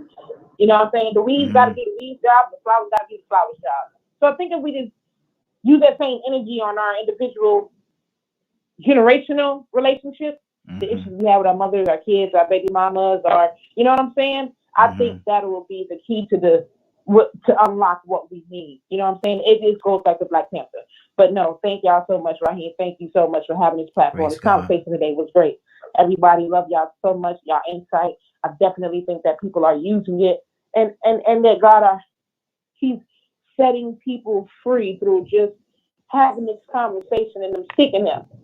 So thank y'all, man. Love y'all so much, man. Hey, love you too, I sis. really look forward to getting it, but I do so much talking to y'all, man. So great show today, and I'll be talking to y'all tomorrow. Yes, ma'am. Yes, ma'am. Rico, what is going on today at 3 o'clock, just in case?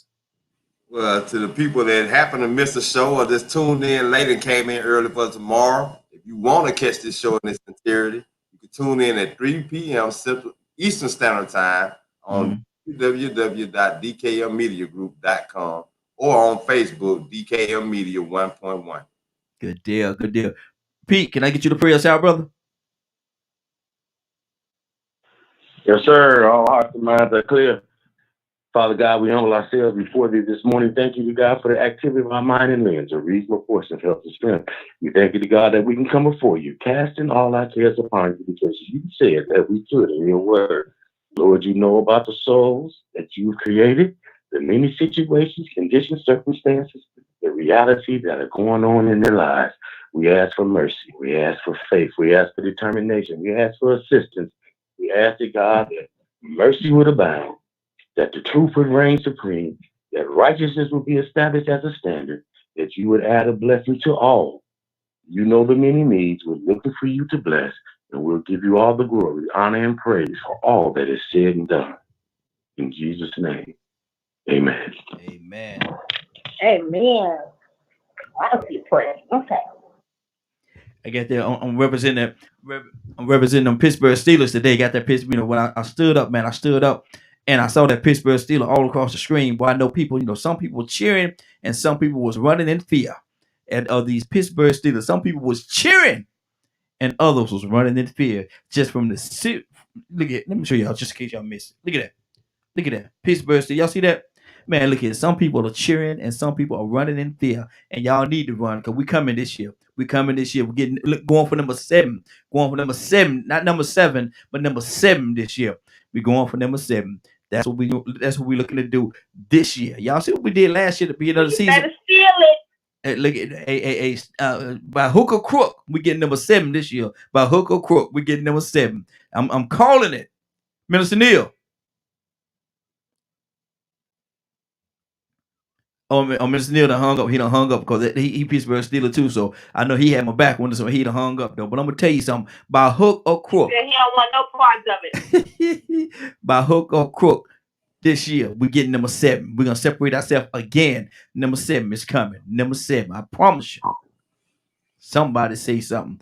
Anyway, it is now 10:04. 10:04. We're about to exit the Morning Glow. I want to thank everybody for joining us. And more than that, I want to thank you for allowing DKM Media Group and Associates and the Morning Glow to be a part of your morning. It's 10:04. You're about to exit the Morning Glow. But before you go, I want you to do me 2 favors, if you will. 1, I want you to continue to pray for us because we're certainly praying for each and every one of you. Number 2, why this is real simple. I want you to go out there, find somebody, and give them a hug because you never know. It could be the only hug that they get, or it could very well be their last. Love you, and ain't nothing you could do about it. Have a great day and a better tomorrow. That we shine some of this light in you from the Morning Glow. Take it out there into this wicked and cruel world that we live in, and let your light so shine. You all have a great day. If you get an opportunity to give somebody some love, you just might find some love in return. Won't that be a beautiful thing? Love you. Have a great day.